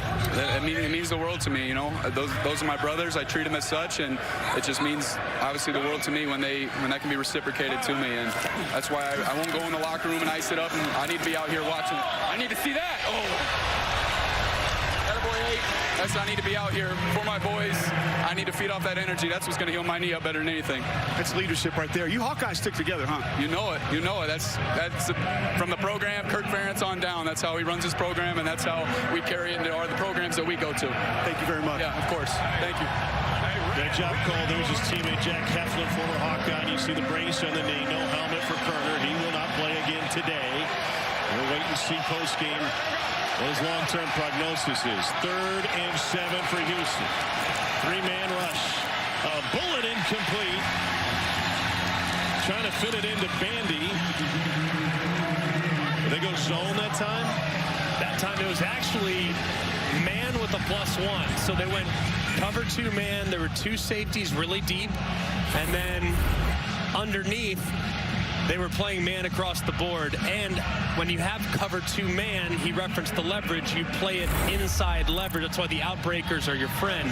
That time they got fooled, and they had a guy for the quarterback run as well. It was just a good, solid execution there from Jim Herman's defense. Terrell Bonds back to receive. San Antonio needs something good to happen. We're late in the 3rd quarter. Here's Bonds from the 15. Fumbled it, and Houston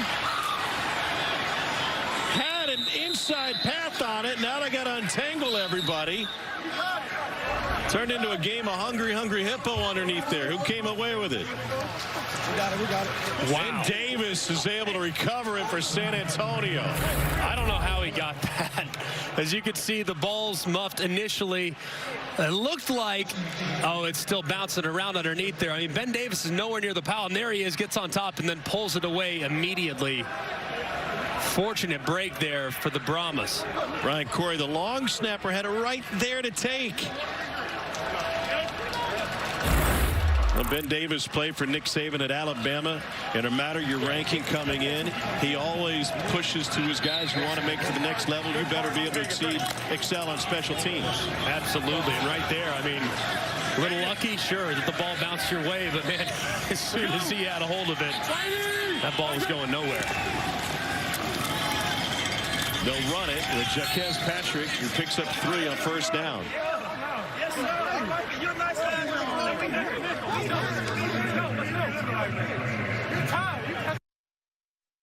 Well, this San Antonio offensive line has been rebuilt throughout the season. They have really struggled. How can Jack Cohn and play caller Jimmy Johnson help them? I think it's that quick distribution, Tom. Something Heim was emphasized to us in meetings this week. Just get the ball out. Gets it out, and that's good for a 1st down to Akers.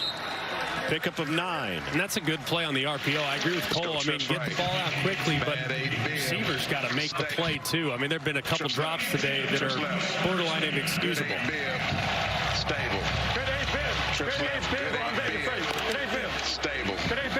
This will be another run-pass option, where if they like the numbers to the right-hand side, he could run the football to the right.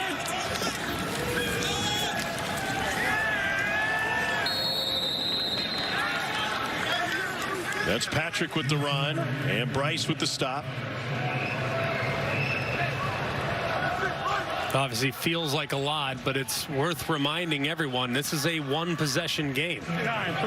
All you have to do is just put one drive together if you're San Antonio, convert on the three-point conversion. It's a tie ball game early in the fourth quarter.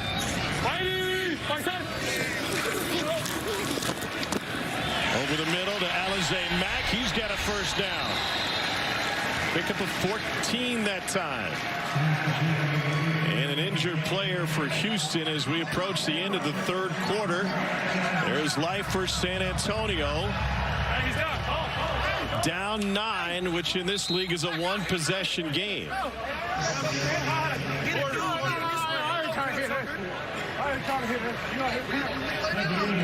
15-6. Jack Cohn has thrown for 150 yards, but 2 picks. A hard-hitting game here in the Alamo Dome. And we head to the fourth quarter in a one-possession contest. XFL returns after this message and a word from our ABC stations.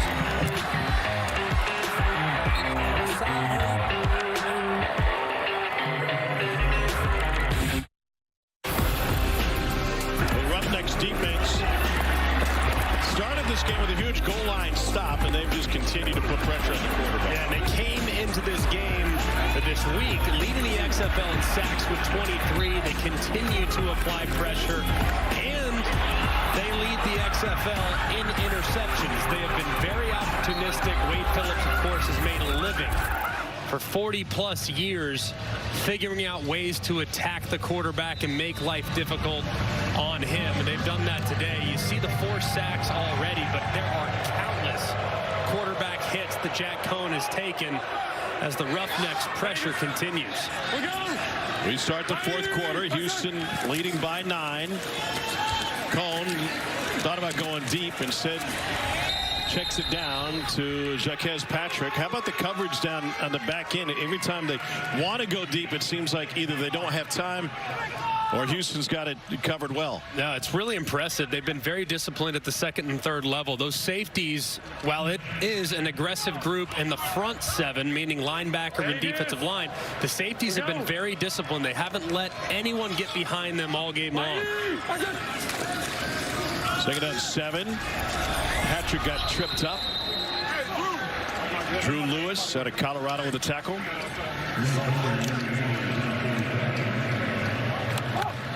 Let's go nickel, nickel, nickel. Let's go 7-fac. 269 dragging card. Oh boy. 269 on base. Need 3 yards, guys. There you go. Here's the same play. Dragging card. They've run this a few times. It should be a really good play. Slant in the flat right here. Take the slant. Should be a lock. And Cohn can't get rid of it. Another Houston sack. It's a huge pressure play to get to him before even a slant can come open.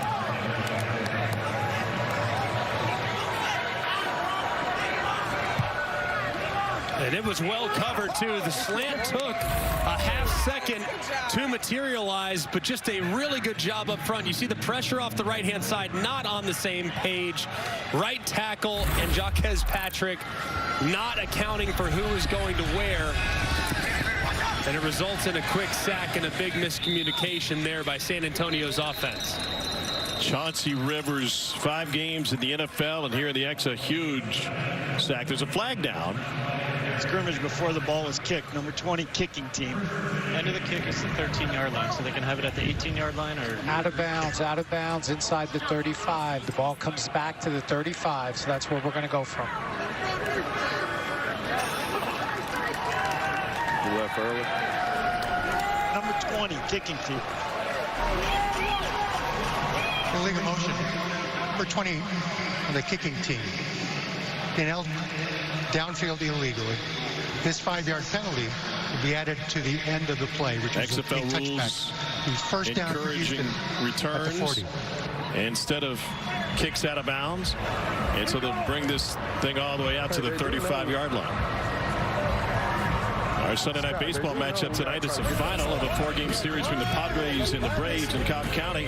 Ravi, Eduardo Perez, David Cohen, and Buster Olney with a call on ESPN. Also available on ESPN Deportes and ESPN Radio. Our coverage begins at 6 Eastern with baseball tonight. Sunday night countdown. Padres have won 2 of 3 in the series after a Braves walk-off on night 1. Silvers swings it out. And Max Borghi stays in bounds and found some room and takes it all the way down inside the 40 on a tough 21-yard run. I mean, this San Antonio defense has held up extremely strong in the second half. Obviously gave up the touchdown, but that was on a short field. As you see Borghi catching the swing and getting upfield, a little slow to get up to after he kind of lands on the ball. You have to wonder, is the dam about to break for the Brahmas defensively? Yeah, 365 pounds laying on top of him on that tackle as well. Pickup of 2.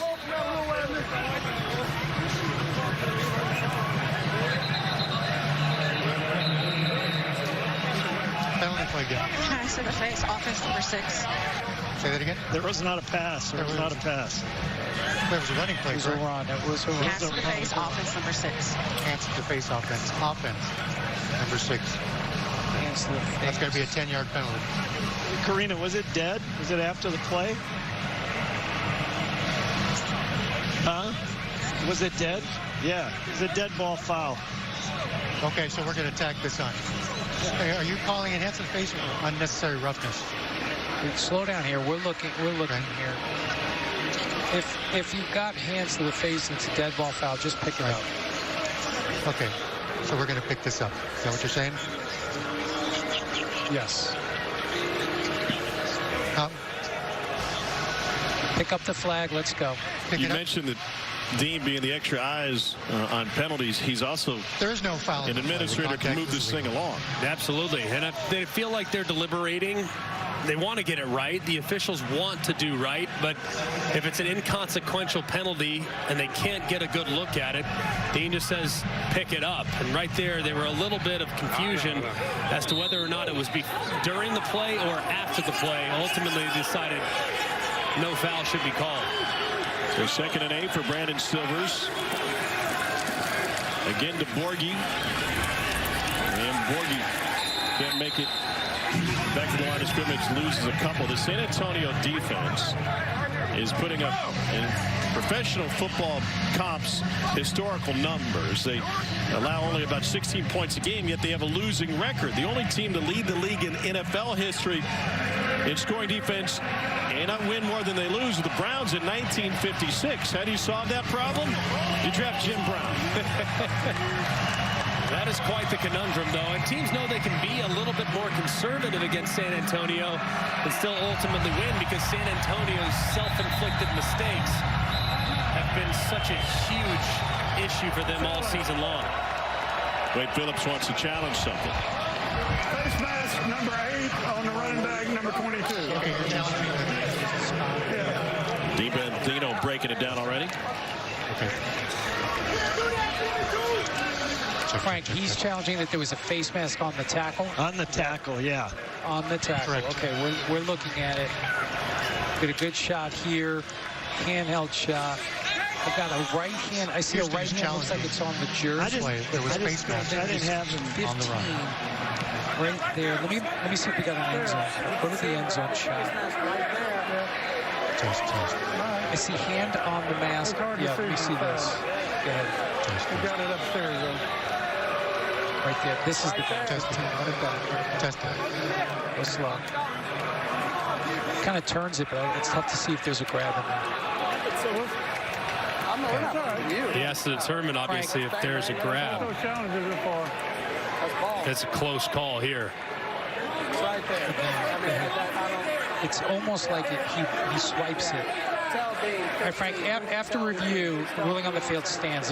I can't tell if he actually grabs the mask or if he just kind of swipes with the open hand. Dean is going with stands because he can't see if he grabbed the mask or if he just swiped it with his open hands.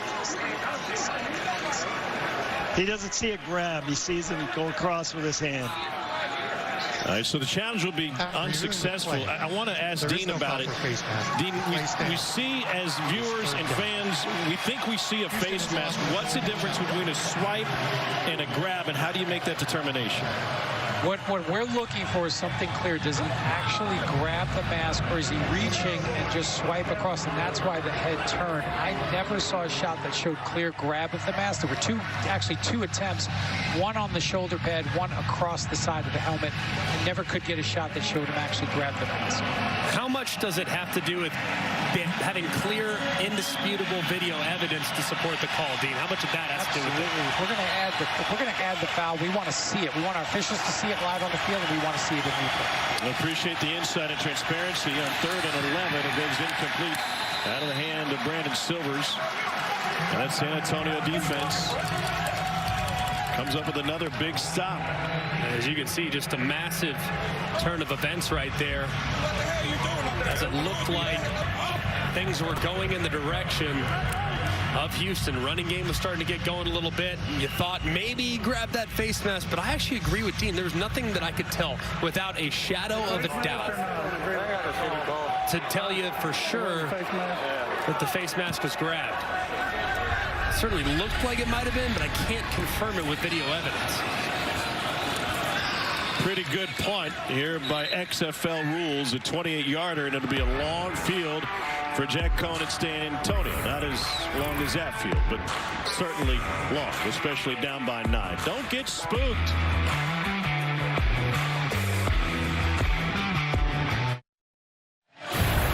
Today's game flow is brought to you by Progressive. Let's take a shot right here, Jimmy. Mighty! I said!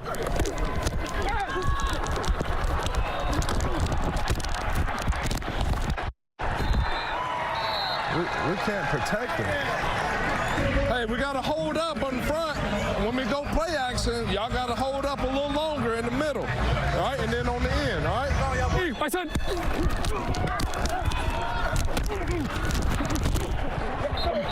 We can't block the soul, man. Defense that leads the league in sacks. Game flow.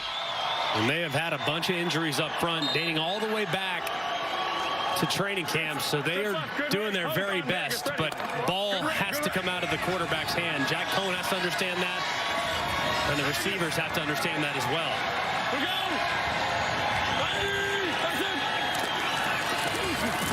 On 1st and 10, Jaquez Patrick rumbles for a first down and shuffles his feet for a few more. It's a 19-yard run. Patrick a little banged up as he's going to the sideline. But a great job here, just a little kick out. See that left guard pulling across, Mike Brown kicking out the end man on the line of scrimmage. And there's a nice hole that develops inside. They'll keep it on the ground. This time with Hilleman. And he's able to find 2. The analytics folks will tell you that having a successful run game has no impact on the play action. But play action seems to be a key for San Antonio because that's the only time they even have chances to get guys open. Well, I mean, their drop-back passing game is still good. I mean, I really like their drop-back. They've just had a couple drops, a couple inaccurate passes, and some really nice defensive plays that resulted in 10 passes. And a bunch of drops. Fred Brown squeezes this one and turns it into a 2-yard gain. Where did you hear that, Tom? That sounds like something PFF would say. I have airplane Wi-Fi. 3rd and 6 now. Can we go on Dallas? All right, throwing on Dallas. Oh boy, you hear? I was gonna say, let's not do that. Dallas means you're going on 2. And he asked his offensive line, hey, can we go on 2? Can we go on 2? He didn't seem real confident. Play clock at 1. Here comes pressure. Cohn got rocked again.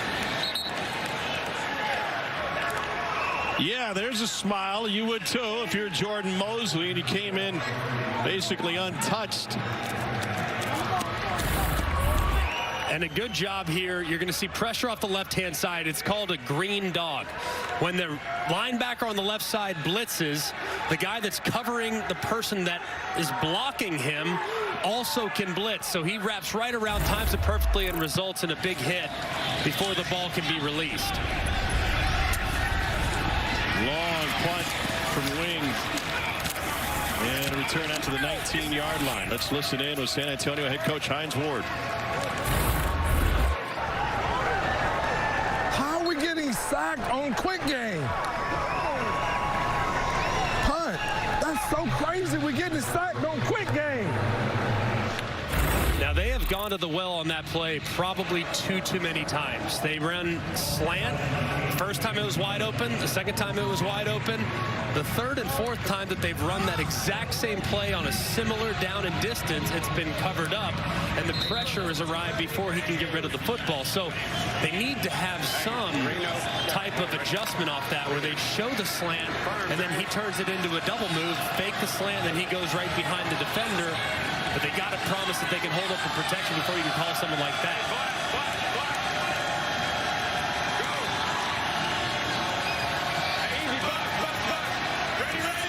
Handoff inside left. Delonte Scott was ready for it. Did you see him hop before they even got the play call out? How did Delonte Scott know it was coming? Well, you hear him right here. Watch him react. As soon as he checks it to Bucks. Hey, it's running inside. He gets there immediately, and they couldn't get the negotiation between the offensive line and the quarterback done fast enough, but he recognized the play and made a big stop in the backfield. They almost got the Silvers there. Now, deep ball incomplete. And there's a flag back at the 25-yard line. Number 6.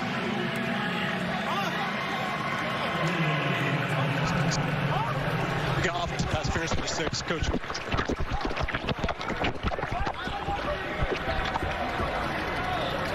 So that's what he's calling. You're going to see right there. Travell Harris tries to create a pick for one of his other wide receivers. What number? And you're going to see him watch. It's a good call by the officials. They'll decline it because they're already behind the sticks. Hey, Dale, play that again. We'll set up offensive pass interference number 6, penalties decline. 3rd down, guys. Good call. Number 6. Based on how things are done. Watch right here. He kind of tries to get up and get in the way of the defender, and they were able to call it. That was a good job there, identifying that.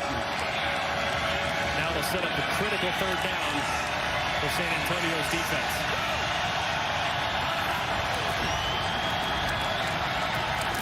Silvers wings it to the outside, and we get another flag down.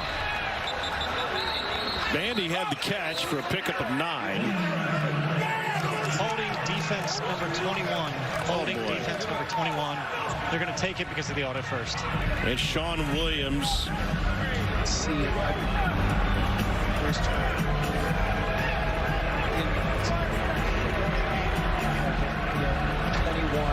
Hines Ward can't believe it.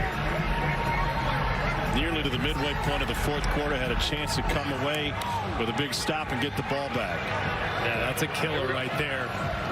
Especially when you're off the field, 4th and 4. Let's go. Now you have to bounce back as a defender, a defensive back in particular, very short memory. Grab a guy's jersey, results in an automatic first down. Coverage team still has to be good, obviously, to get off the field to give your offense a chance.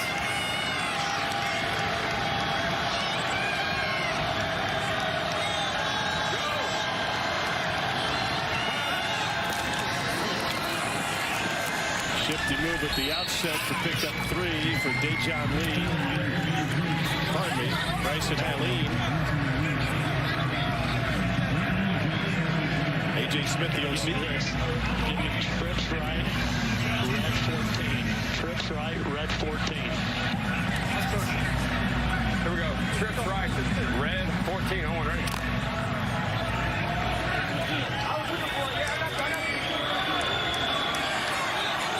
This should be, get a chance to throw this one down the field. Incomplete, and no flag. Trying to find Salter. Then quickly another 3rd down. Give me blue check, Spurrier, Z-switch corner. Blue check, Spurrier, Z-switch corner. Blue check, on ready.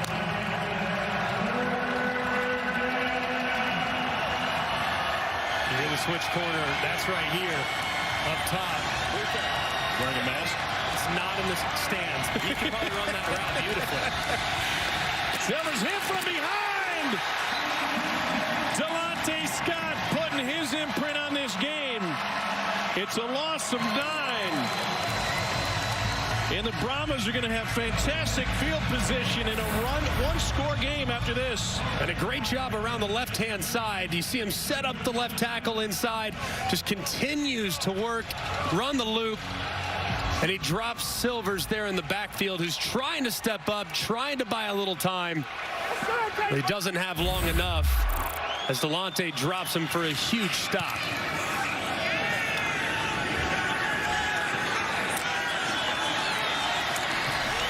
Landon Akers turns upfield, but we got a flag on the play. And this will be a hold back at the 42-yard line, a 51-yard punt. 18 on the return. Flags on the ground.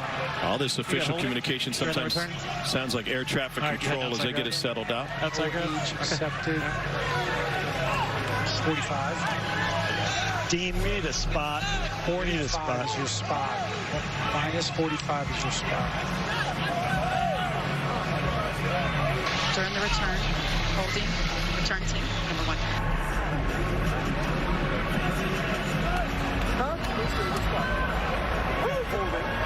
I'm saying, like, if we make it. So the Brahmas will have it move back just a little bit. But with 5:44 to play in regulation, they have a chance to make this thing interesting. The XFL returns after this message and a word from our ABC stations. The new XFL has arrived. And it is here to stay. 1, 2, 3. We're making it about her and him and them and you. It's a chance for everyone to be a part of something bigger. Something that just might be more than football. Touchdown! Intercepted! Showing the burners! Come experience the XFL. Don't wait. Get your single game tickets now at xfl.com/tickets. Cole Kublik doing all he can do to find some access with Delonte Scott. All right, Delonte, 2 big plays for you on that last series. First, take us through that first down. When you knew it was going to be a run play, what signaled that was going to be a run? You were able to jump and make the stop in the backfield? Just the stance of the O-lineman. The tackle, he'll be more up on the line, more square feet. And obviously it's going to be a down block or it's going to be a base block. So it's just I just read him, and then I just go to my next read key, and whoever got the ball, and that's what my next assignment is, and just got to go back there and make a play. How did you get to the backfield on the stack to get the ball back? That whole series, honestly, a couple series, I've been working this tackle, getting my rushes, just staying faithful to my rush, man, not giving up, just keep working my moves, taking whatever he give me. That rep, he gave me the outside, so I went ahead and attacked his outside, spiked his hand down, come around, get the quarterback, trying to get the ball at all costs, wait for the quarterback. That didn't happen, but I got the sack, so it got us off the field. Offense out there, we're finna go get this touchdown. We're gonna win this game, and that's what we came here to do. So, thanks, Delonte. Yes, sir. Thank you. That's great hustle by Cole Kublik and showing his best side. No limp, though. Impressive. I'm glad he's okay after bending over backwards, quite literally, to get that interview. Didn't know the size was better than the other. Oh, there is 2nd and 12 after a loss of 2.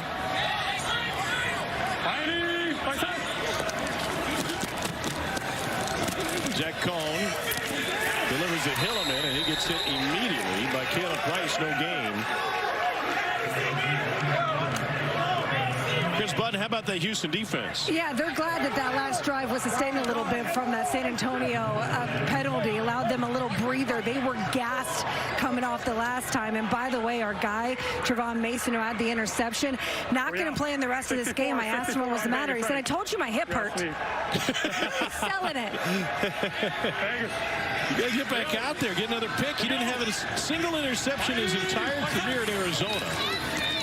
They had one to set up a touchdown here today. Hilliman couldn't squeeze it. And that leaves 4th and 11. Mason out of the pads and everything. Hopefully he'll be all right for the stretch run if this thing holds. We got to mess up that bite read. Houston's obviously the bite read going to be punching their ticket to the postseason. So San Antonio forced to punt it away.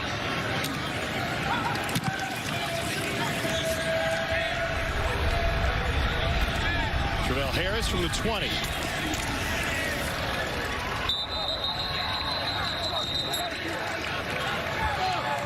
The 9-part docuseries Player 54 gives you an all-access look at XFL players and coaches. Episode 6 premieres Thursday, 5 Eastern, 2 Pacific on ESPN2. All episodes available on ESPN+. Cole McDonald, a big part of it, talking with Danny Garcia and Dwayne Johnson during his tryout. Thank you. He'll be the Roughnecks can clinch a berth in the South Division Championship with the win here, and McDonald in a quarterback. He'll obviously be the man here. 4-minute situation. Obviously going to lean more towards the run. This would be a spot that would feature his skill set nicely. He takes a hit from Scott after he handed it off, and it's a pickup of a couple. Is it tough for A.J. Smith to call runs? If you do too much of it, you'll get kicked out of the air raid family. So, and make sure we get this down. Give me Chicago. Tell them play clock too. Party. Tell AJ to tell them play clock. Yeah, roll that. Let it keep going down. Let it keep going down. Miller time. I'm telling you to tell him in the helmet. Technology of this football game of operator. And you hear him say Rolex too. Sometimes when you say clock, you don't want to say clock. That's too dangerous. Say it's like a curse word, but clock means you go up and spike the ball. So you have to come up with a different word. So he said Rolex. You heard on the side. Want to know why? Because you're thinking about time. Okay, we're going to be real simple here. You're going to play in 4-minute offense. Rolex means that after you win this game, you're going to be celebrated and you can afford a Rolex. So just connecting the dots there is my assumption. Can you get on board? One-on-one. Perhaps. You're more of a Rolex guy, I'm more of a Timex guy. Fair enough. But I mean, if it's Timex, it doesn't matter. I don't care. I don't care if it's Apple Watch. I mean, it doesn't matter. It's just anything that would lead you to think about the clock without actually saying the word clock. That's right. Unless you try to go with tag. That would be difficult. It could add some confusion to it. You tag some receivers from time to time, so that wouldn't be a word that I would be real inclined on using. Here we go. Man to man. Brandon Silver's back in. I was like, here we go. Blue, F win on one, right?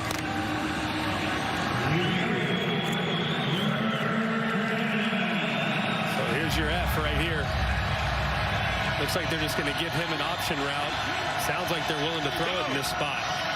Against man, they got a chance. That's Cedric Bird. Silver's looking the other way, and he's intercepted! San Antonio back in this game with the pick by Cameron Kelly. Everything was cool and comfortable, and now it's gone sideways for Houston.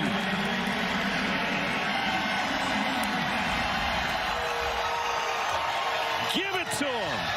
And look at that guy in a sombrero. Second pick of the season for Kelly. Such a critical error here. You're late throwing it to the sideline. You're looking inside it initially, and then you try to get rid of it late. But immediately the defender's going to be able to drive on it. And San Antonio looked like clock was about to strike midnight, but now they have new life because of the mistake. Offensive line holds. Cone delivers. Caught for a first down. Landon Akers with a gain of 15. Cole Kublik. Cam, take us through what you saw on that play allowed you to get the interception. We was in man. I just was trying to guard my man. Turned around. God just threw the ball right to me, basically. That's what it felt like. You make it sound way too easy. Man, it ain't that hard. You just got to work. Thank you. Yes, sir. Thank you. 2 picks on the season. They both come against the Roughnecks. Patrick straight ahead. Gain of 3. Of course, a reminder for everyone at home who's looking at the scoreboard saying, why are they not going no huddle? Why are they not going as fast as humanly possible? Remember, 9 points in the XFL with the 3-point conversion is a 1-possession game. So now with this part of the field, you can be mindful not just about scoring and getting the 3, but also with how much time you give back to the other team. It'll be a 2nd and 7 with return after the 2-minute warning. First, it's the pick by Cameron Kelly, product out of San Diego State. Maybe the better catch. The sombrero out of the stands. They're getting ready for a San Antonio-style party if they can cash this in.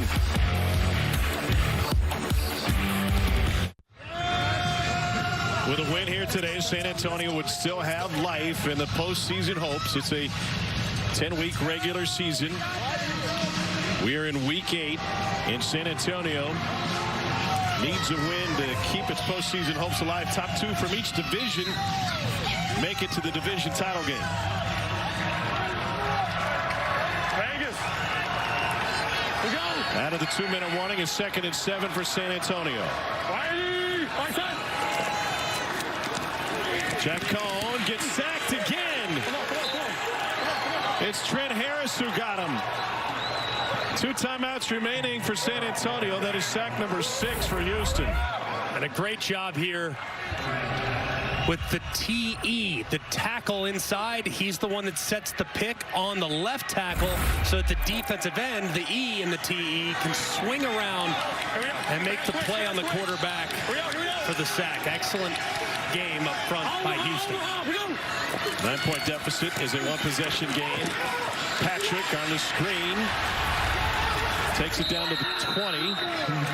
Gain of 7. 4th down coming up. Clock still rolling. And now they'll use a timeout.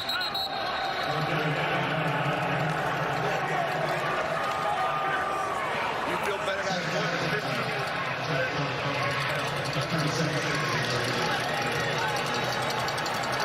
For all intents and purposes here, season on the line for the Brahmas. Got to expect with how they've played up to this point, you've got to be thinking press. I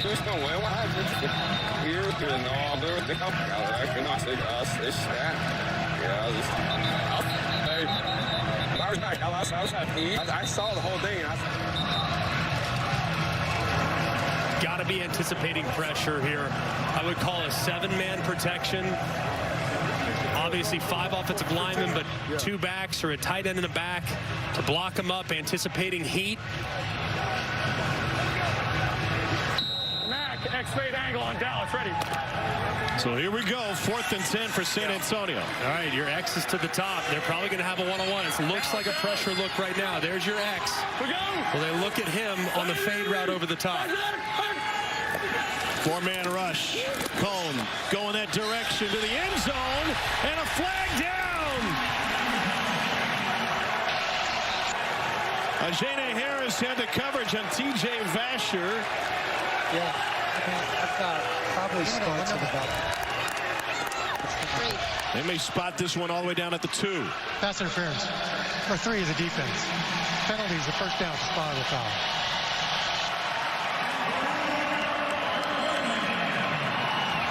Vasher a little banged up at the end of that route. He'll come out of the game. It was a great look. They had the matchup they wanted, one-on-one. It was a well-thrown ball. And I think if not for Ajene Harris grabbing at his jersey, it might have resulted in a touchdown. Here's Patrick. He is in. Touchdown San Antonio from 2 yards out. And now the Brahmas will have a chance to tie it with a conversion for 3 points.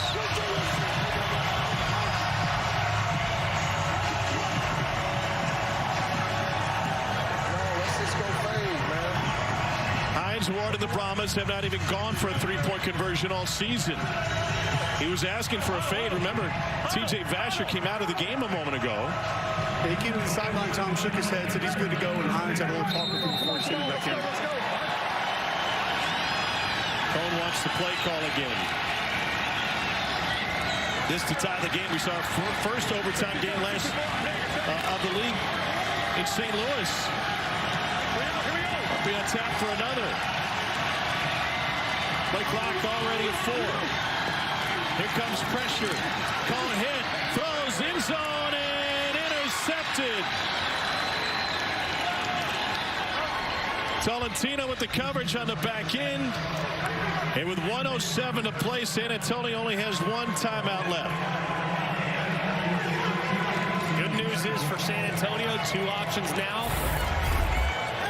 Obviously, great touchdown here by Patrick, mowing through the line of scrimmage for the touchdown.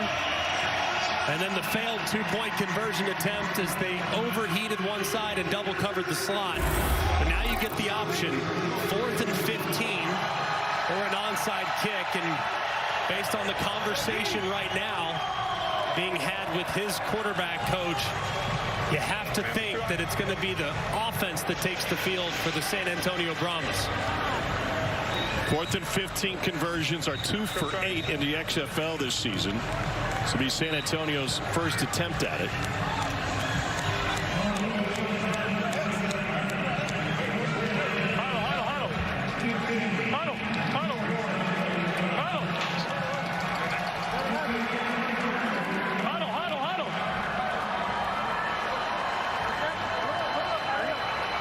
Just hold up, baby. Hey, I'm throwing it up, all right? Trips right, 64, Alabama switch sneak on Vegas, ready. So instead of an onside kick, a chance to keep possession with a 4th and 15. All right, Alabama, that means all go. They get verticals all the way. Got him, throw the ball in a tight window. Pressure coming from the edge. Cullen lets it go deep down the sideline. He stopped on his route, but there was a flag down. TJ Vashon is the intended receiver. Wade Phillips thought the receiver pushed off. The defenders, you get the ball in the air for pass interference, you got illegal contact. Illegal contact, defense number 3. Second flag on Harris in the last couple of possessions. Number 3 of the defense. It's a 5-yard penalty with an automatic first down. You can see trying to run by him, and that's a good call. As you can see, Jada Harris trying to catch right there at the 15-yard mark. Does not allow Vasher the freedom to continue on his route. The difference of 5-yard or 15-yard penalty, they still got a long ways to go back at the 30-yard line, but the automatic first down, 1:01 to play and 1 timeout. So it's going to be on blue go after this. And you can hear right there, Jack Cohn preparing his offense for the 2-minute operation after this first snap. Then you're in 2-minute operation, so everything's going to be blue go. That's the cadence that he'll use at the line of scrimmage. We go. Roughnecks have 6 sacks in this game. Here's Alize Mack, and he's out of bounds short of the marker on a pickup of 9. Remember, Romo, the kicker for San Antonio, he's already attempted 1 from 59, so about 20 more yards to get to where you start thinking about field goal range. 2 makes for Romo today. Second and 1 run with Jaquez Patrick. And he takes a pass midfield. 14-yard carry. They'll spot the ball, and Cullen's going to clock it.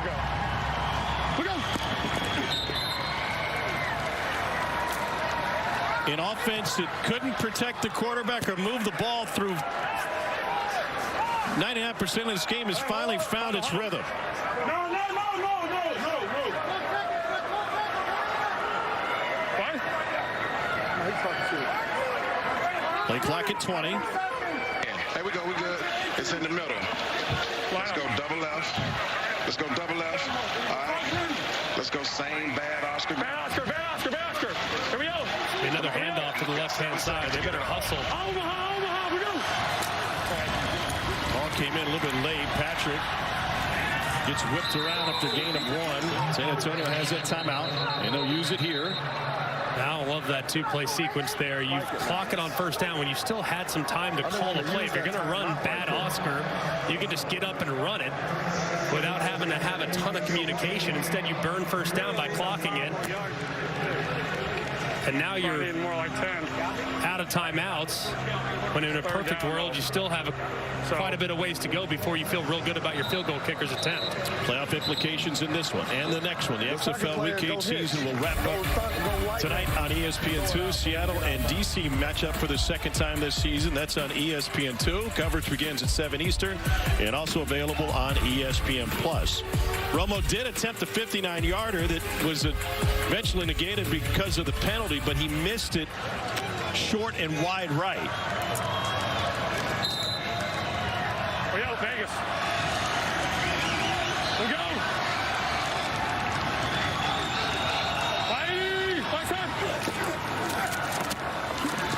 Cone going to try to scramble, and it gets forward. The ball came out. They say he was down before it came out, but it's a first down run. Now this would be a spot where you would clock it. Your quarterback just ran. He's out of gas. Now you clock it because you're already comfortably within field goal range. We go. Cole, you had a chance to chat with John Parker Romo. What did he say about kicking in here in his range? Well, before that previous play, I asked him, what yard line do you need to get to? And he turned and looked back on the field and he said, we're close. Well, then this should be good, huh? I would think so. You're good to try it. I don't know if you let's not put the cart before the horse here. 54-yard attempt from here. Tom, you said 59 a couple times. He did follow up and he said, just get me inside 60. I think we're good. Okay. Get out, JP. Adrenaline might be a little greater at the end of the game. Can't afford to take a sack, obviously. 31 seconds left in regulation. Blitz coming. Batted down, and Cone bats it down a second time. Yeah, that was close. Devontae Becker with the tip. They bring the pressure, try and knock him out of field goal range. And a good job by Cone. Smart play, huh? Man. That's right, but you have to alert your field goal unit of a possible hurricane field goal situation. So 25 seconds left. If he's tackled inbound short of the line to gain, your field goal unit has to run onto the field immediately to attempt a field goal as the clock expires. Pressure from the edge. There's Alize Mack, who's up. Now you got to go. Hurricane, hurricane, hurricane. You see the towels in the air. Hurricane. Saw this at the end of the TCU Iowa State Baylor game. Excuse me. Hurricane field goal operation. Clock at 8-7. It's from 49 yards with 5 seconds left to force overtime. It is good! 1 second left on the clock, and John Parker Romo delivers for San Antonio.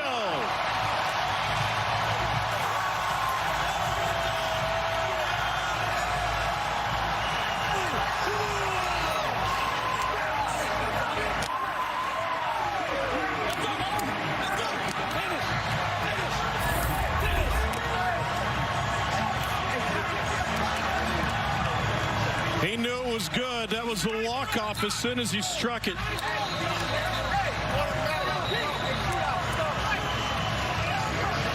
Hines Ward knows what's on the line.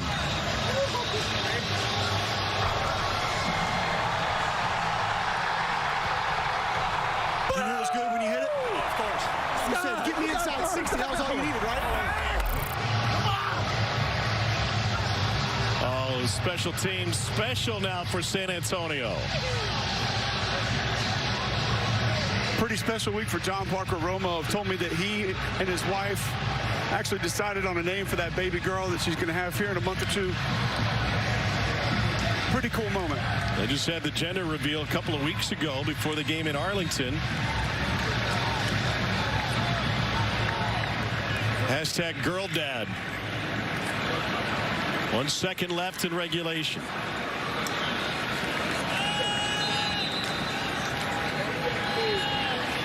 And then we could have our second overtime game of the weekend. Unless Houston's got a river miracle here. And that is a full head of steam. And a move to the outside, but nothing doing for Dejon Lee. Now this sets up one of the great overtime setups that we've seen. Let's bring in Dean Blandino to walk us through it. Fans just saw it in St. Louis, but Dean, for folks who haven't seen it, walk us through the rules. So the rules, we're going to have alternating tries from the 5-yard line. San Antonio, the home team, will have the option to play offense or defense first, and then we'll just have a try from the 5. If they make it, they get 2 points. If they don't, they get nothing. We'll go 3. If we have a winner after 3, game over. If not, we'll keep alternating until we get a winner. 2 overtime games in back-to-back days. How about that? It's kind of like penalty kicks. Right, McElroy? That's it. As you could see yesterday, in the game involving the Battle Hawks, they converted their first 2 attempts. There was a penalty on the opposing team, and next thing you know, they're off and running. Kokulik. Coach Ward, just kind of take you through your mentality now. Everything that's happened over the course of this game. Now you go to overtime. Where's your mind? I want to go win it, man. Listen, we got 3 tries. Defense is up. Alamo Dome will get rocking. We'll see if we can hold them to 0. Thank you, Coach. Right, appreciate it. If I were Hines Ward, I would somehow figure out a way to delay this as long as humanly possible to let all these fans here in the Alamo Dome to run to that end of the field as quickly as possible. The players, G-Mac, on the sideline are trying to direct them all down that way. Yeah, hey, come down here. We need some crowd support. I like the effort. Chris, what's going on the Houston sideline? Completely shell-shocked is about how you can describe it right now. They're frustrated with the penalties, the lack of calls that they say. We're seeing people pushed around on the sidelines that they thought should be called. Frustrated and shell-shocked. Alternating tries from the 5. Round 1 of 3, and they bring pressure on Silvers, and it falls incomplete. Drew Beasley put him down. He wanted a shot to the face. And that'll be San Antonio's turn to try and go up 1-0. Something that Houston's defense did to San Antonio actually a little earlier in the game. All-out pressure. You see Beasley on the right-hand side. Nothing too high. It's a good clean hit there coming off the edge.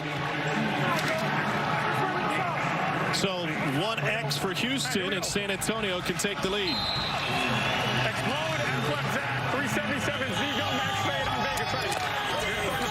Loudest but loneliest in the building. They'll try to get a one-on-one up top. Yet again, if they can get the X fade, they're going to take it to Vasher. There he is, back in the end zone. Couldn't squeeze it. Wally Tejada with the coverage for Houston. Both teams fell on the first try. It was a well-thrown ball. It looked like Vasher was going to be able to reel it in. Almost did, but a great job playing all the way through it. And ultimately forcing the ball incomplete, but it was a heck of an effort there by Vasher. Second overtime in as many days in the XFL. Paul McDonald now in a quarterback for Houston. One play from the 5. Pressure, McDonald drilled, and it's incomplete. There is a flag. Tenny Adewuse put a hit on McDonald.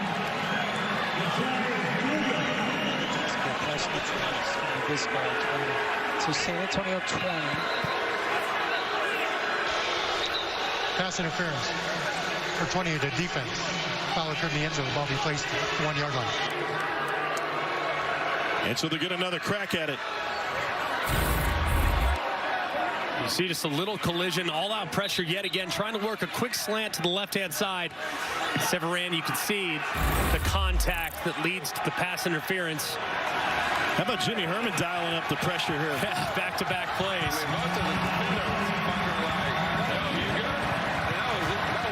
One would assume pressure's coming again right here. McDonald in a quarterback again.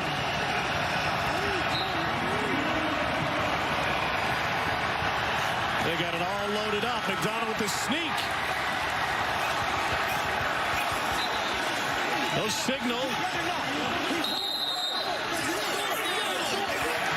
And they say they stopped him.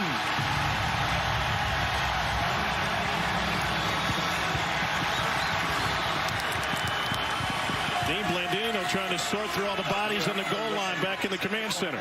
Sure here. But my far handheld is not on the line. And the call on the field is so important, too, because it's so difficult to overturn. I'm going to go to far. When it's that chaotic along the line of scrimmage, it's hard to see exactly where the ball is. So the call on the field is massive because you obviously have to have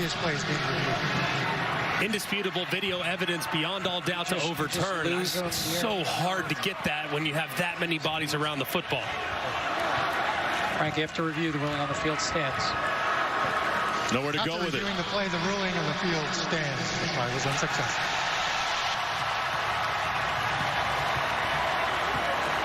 If we're even after this first round of 3 tries apiece, we move on and tee it up again. San Antonio with a chance.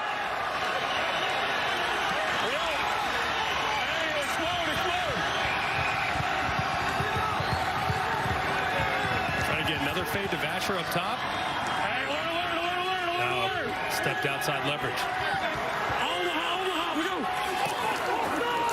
They wanted a false start, didn't get the call, and it's floated and intercepted, so a failure on that try. Trent Harris with the hit on Jack Cohn.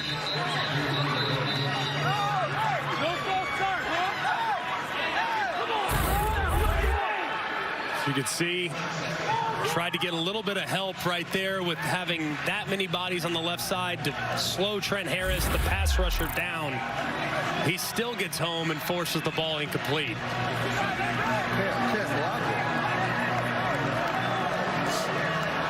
If nobody scores in this first round, then it goes to alternating possessions and sudden death. Essentially where we are here. Nobody scored through the first 2 rounds. Or 2 tries, I should say. It's still McDonald at quarterback. Safety blitz coming to the slant. He's in! Deontay Burnett. And now San Antonio will have to answer to keep the game alive.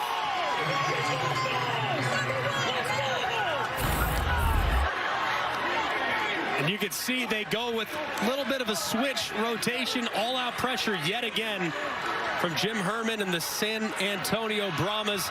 They beat it with a quick slant inside against off coverage. And San Antonio's season, for all intents and purposes, will come down to this. One play for San Antonio to stay alive.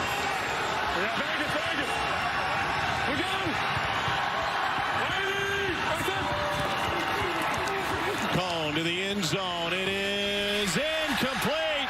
And Houston wins it in overtime. Deontay Burnett, the deciding score. And Wade Phillips' squad has clinched a playoff berth.